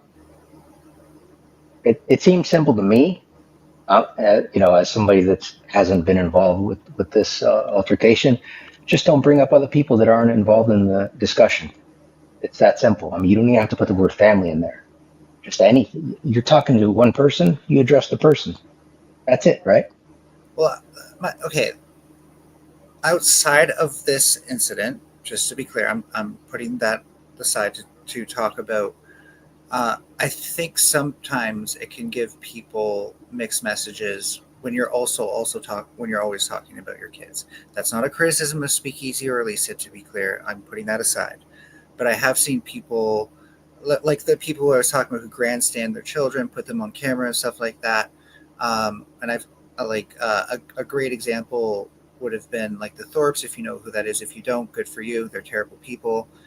So But I know what you're going to say. Let me cut you off. When people make their family content, and it seems like that it's free, that it's open game, right? Is that yeah, basically when they show that they don't have any boundaries for their own children, but then they hide behind that to morally grandstand, right? like don't talk about my kids, to hide from criticism of that. And that's why I would avoid that oversimplification, because then when you see someone talking about their kids, then they have a double standard. For anyone who thinks that a double standard is not a reasonable standard in the first place, then it might seem like a reason to violate that thing, um, which was what was going on in my head, which is why I'm also trying to caveat that I realize now that it's not that simple. You like Speakeasy doesn't grandstand his children, and he doesn't even put their names on screen. He Right. doesn't talk heavily about how he parents them, stuff like that. In fact, I'm willing to even assume that a lot of the political positions he takes are more for argument's sake, and I don't even know how he raises his kids at this point. Whereas before, I would have assumed that based on arguments he's made, and that was where I went wrong in being superficial. So. I think it's a complex thing. I think parents can also give up that right, but Speakeasy hasn't, and nor has Alicia, and that's where I went wrong. Yeah. Say this real quick. I believe in decorum, and everybody's Right. decorum will be a little different. So, always try to understand the decorum of the space I'm entering because that's important. Like even when you talk about culture, all cultures are different. So, you know, um, everybody handle things differently. Like over here, I block people for reasons people be like, "Oh, that was petty." It was my reason though, so it don't really matter. It's my space. So I mean, I understand what you're saying, discriminating, and I don't discriminate against nobody, but it's just my standards and my values are different from everybody else's. I don't do the disrespect um, of like women, like the degradation of women. I don't do that at all. I don't tolerate that shit. That shit make me snap, especially like the women over here that rock with me. So I block somebody just for saying some stupid shit to somebody in the chat. One of the girls. May I ask you something? People. Mhm. Word ain't lying. I called. I forget who it was. I called someone a hoe over here. He got super mad. Yeah. I don't like So, that shit. First Somebody time was I saying some came shit over. about Commander Voice, man. Somebody so, said some shit about Commander Voice, and I snapped. Like, bro, fill that shit out. Like, First so, time I came over, someone I forget who it was. Then she got real spicy with me. I was like, "Shut up, hoe!" And he was like, "Hey, we ain't gonna do that." before we get into like the war of the sexes, I want to respond to your first point, because you made an interesting point about like if you have decorum, then people ought to follow that. This is again where I think like that we run the risk of oversimplification, in the sense where a lot of people would look to you as like a leader on how to act on a panel. So if you're not doing something, then uh, then why should someone else do that? And I think that becomes more true the more you gather an audience of people who look to you for like your opinions and stuff like that. Not every But panel this is host. actually sorry. This is actually one of the things I was saying that's dangerous about having only online interactions compared to IRL. interactions, because like if you look at in society, right, we don't want the neighbor or the government in everybody's business about their kids and how they parent their kids or all of this stuff, right? Like this is this is actually part of like the problem is that like this is kind of a standard that everyone should just, in my understanding of how it is in real life, like you couldn't go to nobody in their face and be like, yo, you're fucking your kids this, or you fucking don't know how to fucking raise your kids, or that, without getting a punch in your mouth, right? Like, so they, this is why there's an importance for in real life, because that shit needs to bleed over here to this terminally online world where everyone thinks like, I can just say whatever I want because they'll never see me again. Ha ha! Like, you know, like it's just, it's goofy. Yeah. Do The you word. do you know? The word. I know James Um, just showed up, and I just have to go. So if I can quickly wrap up what I was saying before, um, and then I'll quickly sign off because I know you also want to introduce James.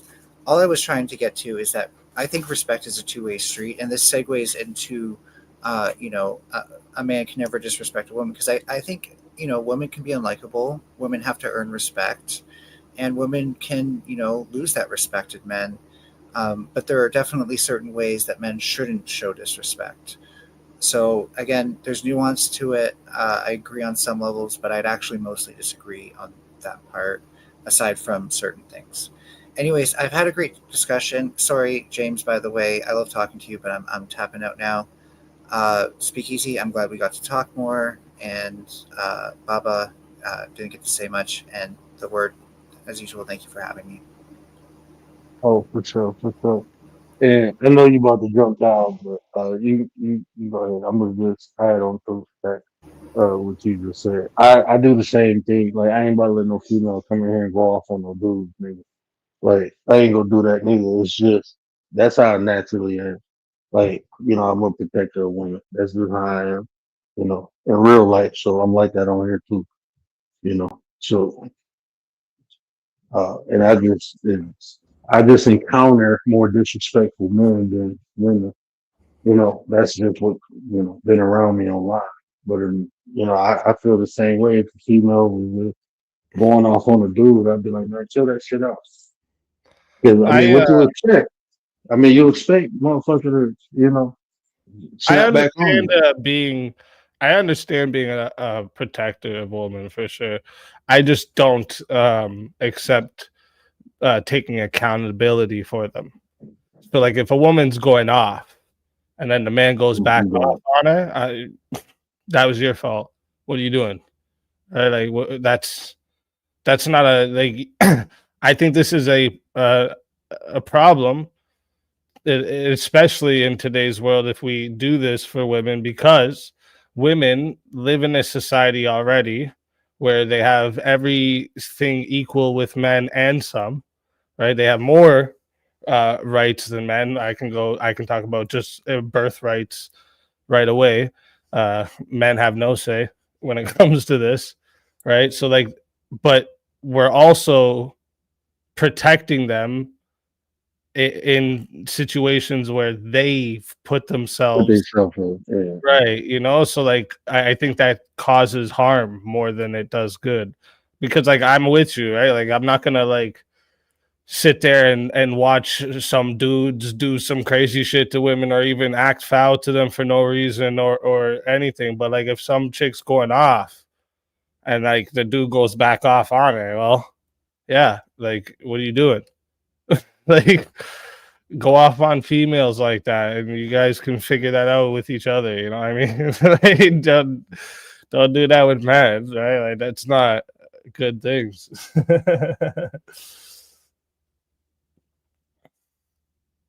James, what up, though? Not much. Just taking a break from COD now. Been playing some COD for the last couple hours.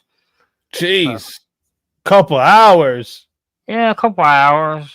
How can you play COD that long? See, like, if I play a game that I take lots of hours on, it's got to be a game that's very different, right? Those like COD, Fortnite, that like hour, maybe two, maybe most likely not though, like an hour and a half.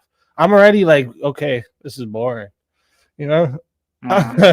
You I gotta just like do some type it's of the same thing suspenseful over and over and storyline. over. Yeah, I Yeah, I gotta need do some games that's suspense. like different missions and shit. That's like I like that. It's leading to something, not just running around shooting and building and jumping and shit. I Right. don't know, bro. I can't. I got ADHD. I can't focus too much on it. I play that shit 2 games in a month. Like I'm good. I couldn't. Games I is could not do it. dangerous though. Games is dangerous, bro, because like Mm-hmm. you can throw away a lot of time in that shit building up some character instead of building up the character that is you. You know, that's what I've Mm-hmm. always like said. Like I used to have a short up about it where like that video games is for females and children. All right.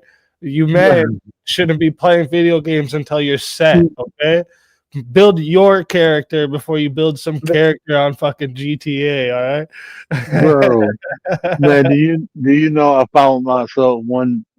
I was playing NBA 2K, and I'm spending money and spending all this time, and I'm like, and motherfuckers at my job bragging, "Oh, my character this," and I was listening. I'm like, and right before I said something, I'm like, "Hold on, bro, there's a bunch of grown ass men talking about a video game character they build up and all proud of the shit. Like, y'all, like this shit. Hell no, I had to log off. Like I'm straight, bro. Like I'm good. I start realizing, like, man, this shit That's what I weird, bro. did, bro. That's what I did. I was like, yo, the amount of hours I put in this game, bro. Like, yo, Fortnite, when that first came out and it was just the building, Man, bro, I could mhm. do like, I was like ninja, bro. I promise you. I was like, I was so good at the game. And I was like, why did, like, cool, bro. What am I going to die thinking? Nah, I Yeah, ain't gonna lie. If I you can make was some money so off of good that at shit, that's Fortnite. I'll be sitting around with my kids on the deathbed, like, yo, I was so good at Fortnite, kids. Like, okay. Like no. if you making money off that shit, though, I mean, shit, that's a job. I I mean, if you mean, yeah, making I guess if you make that money money, off that, but like the commitment needed to yeah, make money off of that stuff, it's just like streaming, right? Like people don't yeah. realize the commitment, the Oh, consistent, bro. the work that is actually put into making a living off of streaming, right? Like I tell everybody because everyone like asks me how it started and stuff like that. I was at this whole first year of streaming, I was working full time. I'd sleep for like 2 hours, then get some stuff done as much as I could in the day before stream started, stream the whole night, leave stream, go back to work. And I did this for 6 days a week for a whole year before I like was able to make the transition because like I had to like realize all the different parts that I had to commit to fully. And then it was like either commit fully to this and make this a job or just leave this and go back to working because like I made good money where I worked and like I have other things too, but like I needed to it's a lot more work than people think it is. It's not just turning on the camera and going. I'm going live. No, it ain't. Like, shit, I don't make what you make. I only make a couple dollars, but even doing that, like, before I was even making money, the investment I was putting into this shit, I'm spending money to stream. You know, so I Yep. mean, Exactly. Yeah. yeah. Exactly what it is. You're spending money to stream. You're spending money for the internet, for anything you put onto Mhm. the stream, right? Before Hey, anyone pays for it. I was lucky to get $10 in a week for my first little bit. You know, like yeah, it takes a lot to get that shit going, and people don't want to put in that work. And it's the same with video games, where like, yeah, you can do good, but it's a lot of work. there's a lot of work, and especially and you know Not just that's the being good key, at the game. right?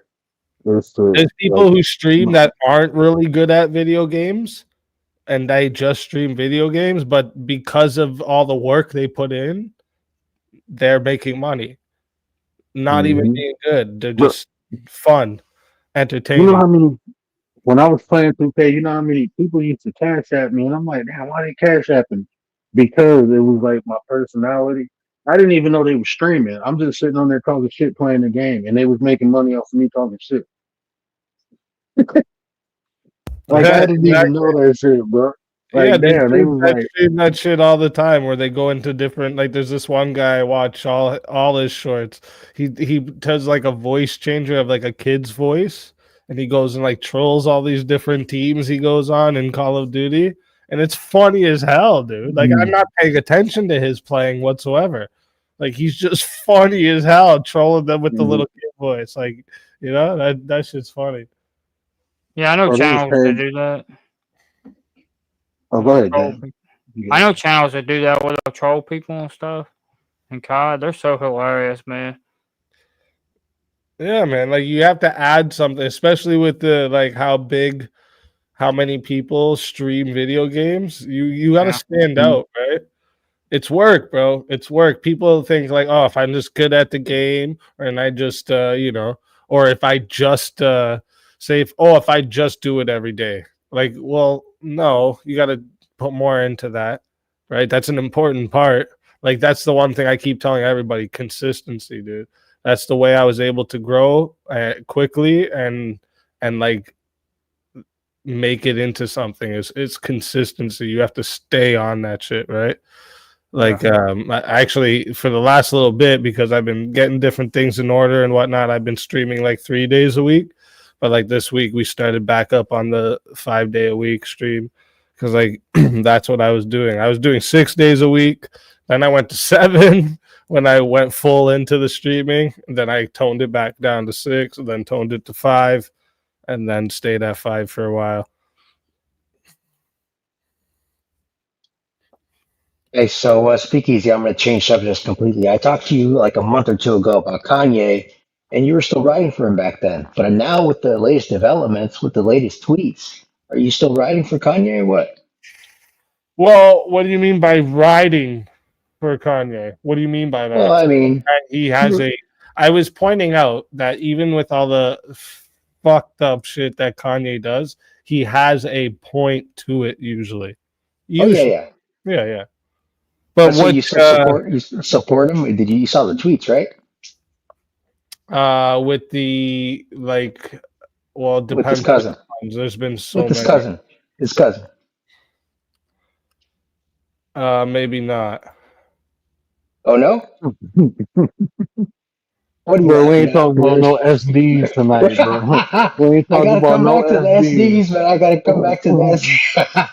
No All SDs, right, bro. We ain't we'll talking leave about. that Yeah, he was. conversation, man. Well, real. I mean, cause speak don't know. Yeah, Kanye admitted that he was S and his cousin D. Yeah, he was SDing, bro. He was what? SD and was that? Yeah, S and his cousin D for years. This is what Kanye said. Yep, Yeah, absolutely. yeah. Okay. And what are you asking me? Do I ride for him? Yeah, yeah, yeah. Yeah, the ride for him part. There's never been a ride It's for Kanye. undefined. Okay. All I diss Kanye. right.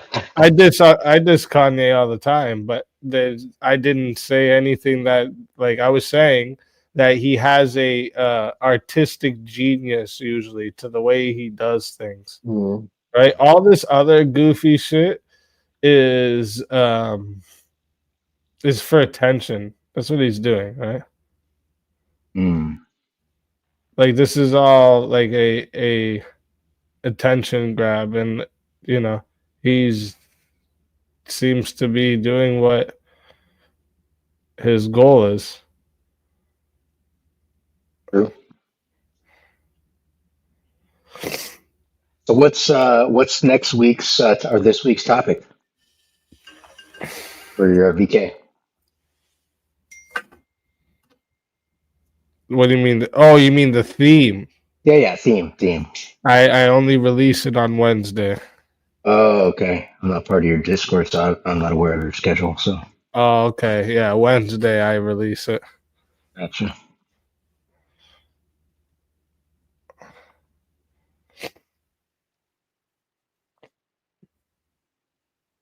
What is this?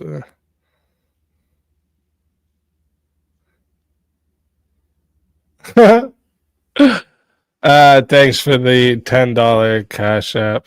Says I'm uglier than he remembers. Too bad.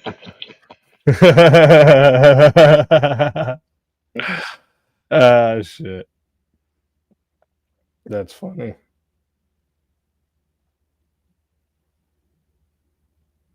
Always seeking attention. So tiny, but I mean, in his world, attention is king, man. That shit come. That's money, bro. You're a celebrity. When your name ain't being said, that's when you ain't making money. So kind of the lifestyle he signed up for. Yeah, and he's also like he's a little bit not he has like obviously some breakdowns about shit. They say he's diagnosed bipolar, but I don't know how true any of that shit is, right?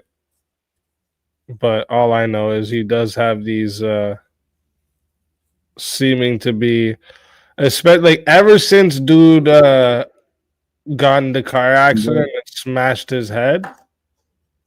Like Oh, yeah. I don't think he's bipolar. I think he experienced some type of CTE in that car accident, and that's what this is a result of. Because CTE, um, He lost it at had his like mom died. similar things like this, where it seems like almost like manic episodes, and like you act completely out of character. So I mean, like when his mom died, bro, that's when he went fucking nuts. Yeah. That's when he started doing all this weird shit, bro. Well, there's that too, yeah. Mhm.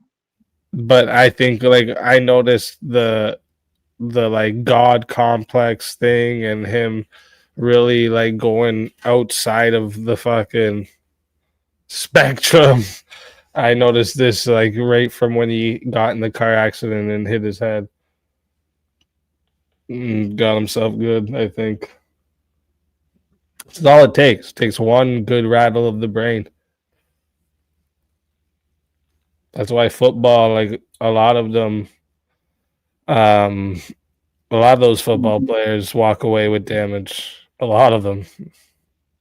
I'm surprised you Percentage. don't see that more in like MMA than football. I mean, football is constant contact, but getting punched in the head and getting knocked out and all that shit. But I Oh, love it though. I ain't boxers? gonna lie to you. Are you Nah, saying? MMA. I Oh, think that shit MMA? more dangerous. That shit more dangerous than boxing, bro. Nah, not Nah, I disagree with that. I don't, bro. boxing Boxing's allows you worse. to get knocked clean out and then get back up and fight again. You can't do that in MMA. If you get knocked Yeah. out, you lose. That's it. In You can get boxing, knocked out they multiple let those times. dudes, yeah, I'm they let those dudes get knocked out multiple times. If you have like a flash hit where you lose your balance and knock off your feet, you're done, dude. You're just done. Nah, bro. It ain't always true. Motherfuckers be on the ground they get knocked down and be out before they hit the ground, then they get their head pounded out. That's not actually as bad as you think it is because their body's in a complete relaxed state. It's like when you get in a car accident when you're drunk, your muscles aren't tensing up when you get hit. So that's why the drunk guy usually survives the accident and the other people die. It's because like you're not as tensed up when you get hit. So like when they're knocked out and then they take the couple hits a couple times, those actually hits aren't as bad as the initial hit. If you Yeah. keep going, yes, it could get really bad, right? But like they're actually still not as bad as the initial hit. The I thing about totally MMA You understand. fighters, definitely like boxing, like you can get knocked out, get back up, knocked out, get back up, knocked out, get back up. Like that's why Muhammad Ali was so dumb at the end, right? Because that's what he was known for. He's just took hits and hits and hits and kept going and And going. that is, I'm just speaking from experience. I agree with a lot of what y'all say, but I don't agree that MMA is not more dangerous than boxing because of the boxing style y'all talk about. Don't nobody do that shit no more.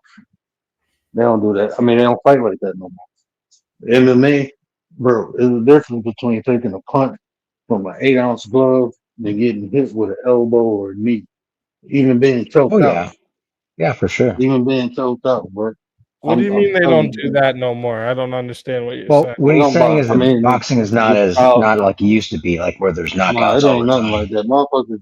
Motherfuckers soft as hell now. You ain't got them Yeah. throwback fighters like that no more.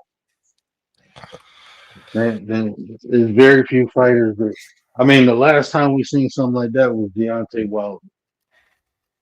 That's the last time you see when he was fighting Tyson Fury. Then when he fought, even when he fought uh, Joseph Parker. I mean, after that they stopped fighting. They stopped more fighting now than they. Um, Motherfuckers ain't even getting knocked out. They just can't defend they. So they stopped the fight now. Back in the day, they ain't do that shit. They was going 15 rounds. Now they going 12. Like Yeah, back in Muhammad Ali days, it was 15 rounders. yeah. So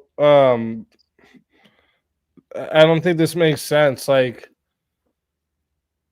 um, even like if we were to just to compare bare knuckle fighting compared That's to the, boxing, there's still less injuries, brain injuries, in the bare knuckle fighting than there is in the boxing. Well, but that's Because because a lot of fights were getting ended on not cuts. only are you receiving damage to your face and body, but your hands are also receiving damage, and this is what slows down people and makes the fights end earlier. Me too, but a lot of cuts, many cuts in bare knuckle, like a lot more. yeah. Yeah, I was cuts. like, I'm not talking about cuts. I'm strictly talking about how like brain. I'm talking about brain injuries, right? Like Yeah. boxing. If we're talking about fighting sports, boxing is the highest on the list for CTE and concussions and all types of brain injuries.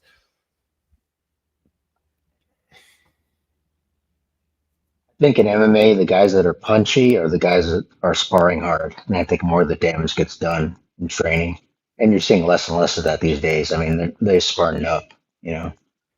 I mean, MMA, even the evolution of MMA, the way the rules are, you can't knee nobody in the head when they on the ground. Man, when that shit first started, I remember going to see Butterbean and Joe Louis Arena. That shit was like some backyard fighting, bro. That shit Yeah, was yeah. Pride fighting was wild, bro. They were stomping on each other's Pride heads was the on the best. ground and shit. yeah. Yep. That was wild, bro. That shit was That was the cool. best And like moves right even there, man. That shit was cool as hell, bro. I mean, Yep. like, I was. That's a that's a real warrior right there, man. Let them just get in and bang. Whoever wins wins. That's how you do If you it. want to talk about CTE, though, slap fighting's got to be the worst. I mean, you can't even oh move. God, bro. Like Yeah, Zero I used to do defense. that shit. wait till we have the long term study on that. That'll be high Oh, too. yeah. Oh, That's yeah. the most ridiculous thing I've ever seen in my life. I don't even like watching it. It's not that fun. Like I've watched a couple and like, whoa, damn, that guy took a hit. But then like it's like who would sit here and watch these dudes just slapping each like I seen a video, one that went viral, the guy's face was like swollen out to here. And I didn't Oh, even when he like pops watching it. it. I was like, this isn't even like we're just watching this dude slap this guy's swollen face. It's like torture. Yeah, it Like, is. It I is. don't even. This is stupid. It's just dumb. What skill? There's no skill to this. Who can slap the Well, hardest? Like what? well, they do it, man. That's I what I'm don't know. saying, bro. That shit fucking weird. But shit, let me get off here, man. It's 4 in the morning. I got a client. All right, 5 hours, man. keeping I you appreciate everybody coming through, up. bro. Hey, everyone in my chat, make sure you guys all come over here. All right, give a like, give a sub, or even if you're not gonna watch, just do it. Okay, just I do it. appreciate that, brother. I'm gonna get up there one day on that verbal combat. I'll be listening, bro. I do Yeah, be man, come listening. by, come by. I'm gonna come up. I'm gonna yeah. I just like to observe the scene, see like the consistency of the different people that come on Yeah. and kind of know Well, what I'm we've dealing been with. actually been getting some newbies more and more. Actually, it's been pretty nice. So the more new people, we've actually had quite a few from the left showing up recently too, which is a surprise because at first they seemed all scared, right? Because they get they got a panel full of conservatives to. But Well, yeah, the truth come by, is, man. I think you'd do good. it's hard for leftists to win, right? You got to admit. It's it may be harder on my channel for a leftist win because I myself am not a leftist. So, like, of course, more of my base audience is going to be on probably my side of the worldviews. But the thing is, it's not like leftists have never won. There's actually been plenty of leftists that have won. If a big part of it is like not only do they want to hear like good debating, but they want entertainment a lot of the time, right? Oh So yeah, like sure. if you're entertaining, you can win over people with good arguments. It depends on how the night is going. Sometimes people are like, nah, I don't like this. I want to hear good arguments. Some people are like, that shit was way too funny. I don't care what the other guy said. Like so Yeah, I be voting for the funniest person half of the time. I ain't gonna lie to you. I don't know what the fuck they want to be voting for the funniest person. yeah, you gotta come by. You gotta come by. But yeah, salute to you. Salute to Baba, James. It's always good talking to you too as well. And everyone in the chat, have a great night. God bless you all. And thank you for having me. I would Yeah, want to speak. so appreciate you, bro. Hey, thanks, Commander, for dropping speak link. We appreciate that. Baba, I thought we Yeah, might have had Frankie pop up when it was me, you, and we can't get everybody up there, but it's I'm all right. starting to We'll think catch Frankie and Gary are the same person.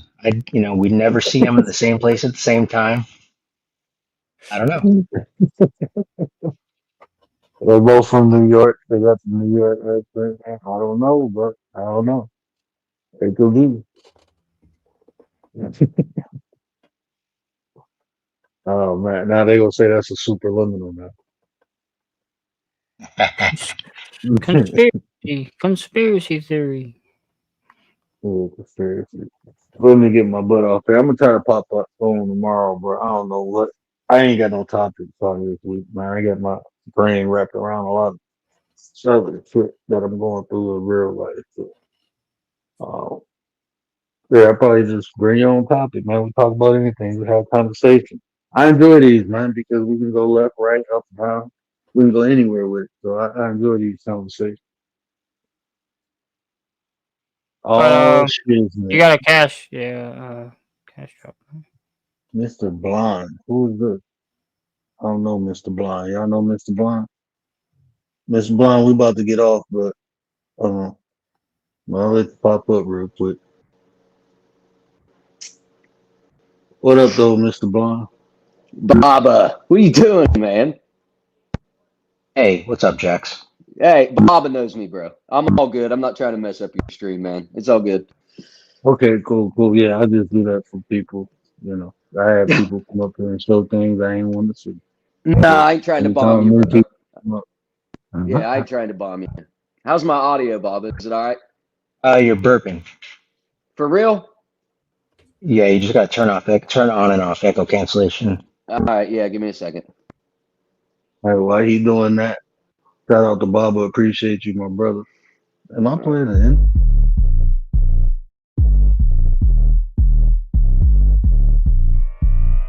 It's something about these online platforms that seems to attract a lot of craziness. Chestnut! Jesus Christ! What's this? It's something about these online platforms that seems to attract a lot of craziness.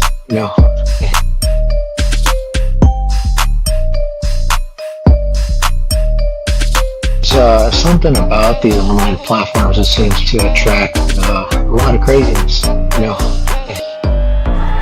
I'm true! Jesus Christ! Chestnut! I'm right!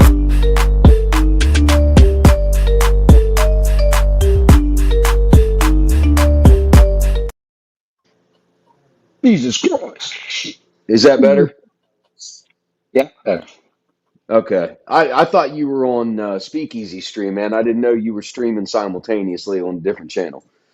Oh yeah. He rates other channels, so. Okay. I was like, where's the link? You know what I mean? Like, I didn't know what was going on, bro. I was just jumping on to say hi. That's all. Well, That's all, man. Well, If you guys are about to get off, it's all good. I can bounce off. No big deal. yeah, bro. I was about to say, just make sure you subscribe. I do open panels a lot. You just come up here and chit chat. You know, bring Oh, your own topic, pass the time. So, okay. yeah, Okay. feel free, bro. I know you're not. You know, so if I see you pop up, Because usually, like with people new, if they don't type in the chat, I don't let them up. And that's because I got PTSD. I'm telling you, people do weird shit on here. Oh, dude, Like, I've been a member of, yeah, I've been a member of the community online for a minute. I know people porn bomb and do all kinds of weird shit. I know. yeah, brother, they be Yeah. doing weird shit. I'll be Let's like, put bro. it let's put it this way. Baba can verify. I pretty much look identical to my avatar. Hey, I'm gonna go and hop down. My pizza's about done, so I'm gonna go and hop on See you, down. James. See See you, ya. man. Have a great one. Have a good one, James. Have a All good right, one, man. man. You drumming tonight, Baba? What are you doing? You just hanging out? What are you doing, bro? I was just on this panel for Oh, some hours. yeah, I seen that, man. I seen the topics on the other stream. Speakeasy's channel's wild, man. I didn't even know it existed. You should enter his verbal combat. I know. I seen that the other night. I caught like about an hour of it. It was pretty good. It was pretty good, man. So I might have to try it out or something. I'll throw him a couple donations, man, or something like that. Cool, So man. Yeah, read the what? private chat before you take off. Oh, oh, I got you. No problem, man. Yeah, yeah. If you tell, yeah, I got you. That's all you gotta do is ask. Appreciate it. Yeah, man. No, some things need to remain sacred. You know what I mean? Yeah, as long as they Yeah, can. yeah. I know, right? Until somebody else. I know, man. I just typed it in the other chat. I was like Baba, and like you didn't see it, and I was like, how's he not seeing it? I didn't realize that he had raided somebody else's stream. I was like, what the hell's going on? Yeah.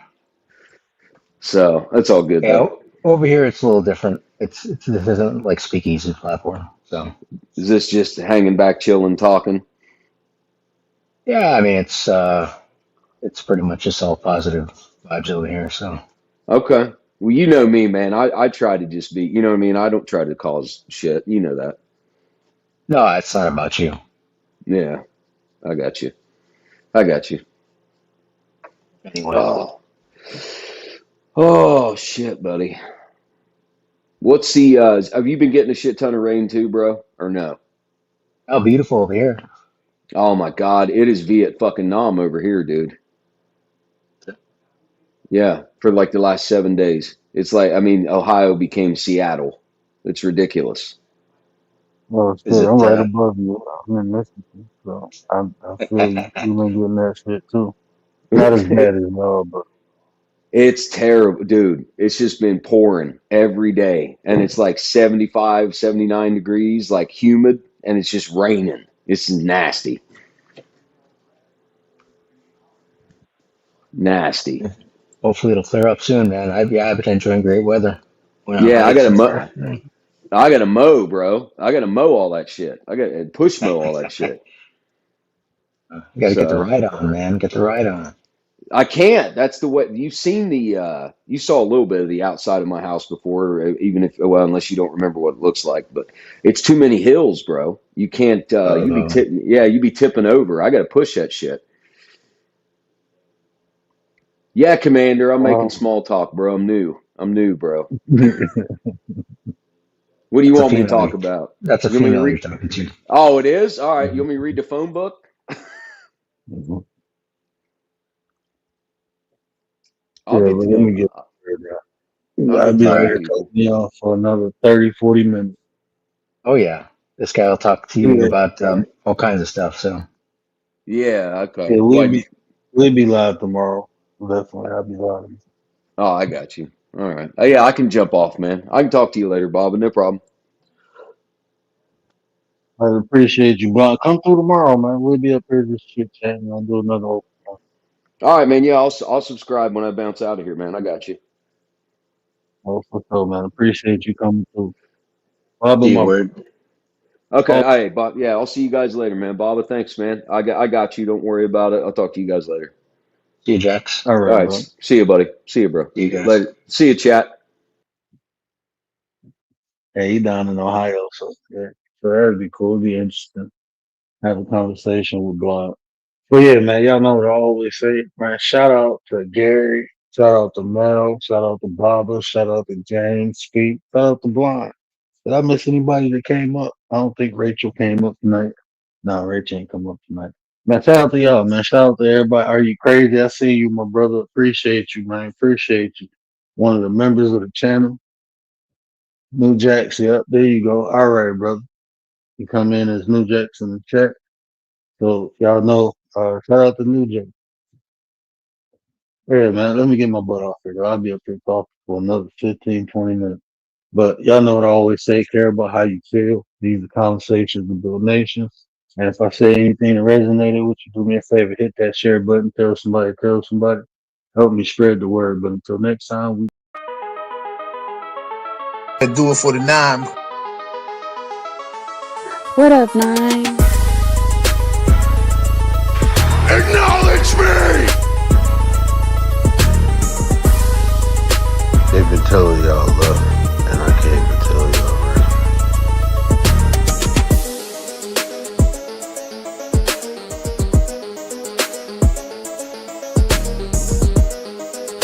The way you feel influences the way you think, and the way you think dictates the actions you take.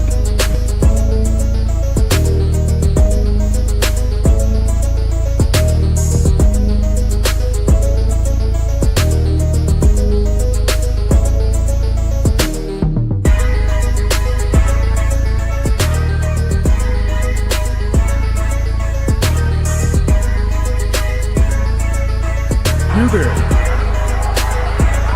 sitting at home. Acknowledge me. When I move, is it a quick rumble? I won't ever ever fall, never stumble. And I don't need to be humble. Break down walls like Jericho crumble.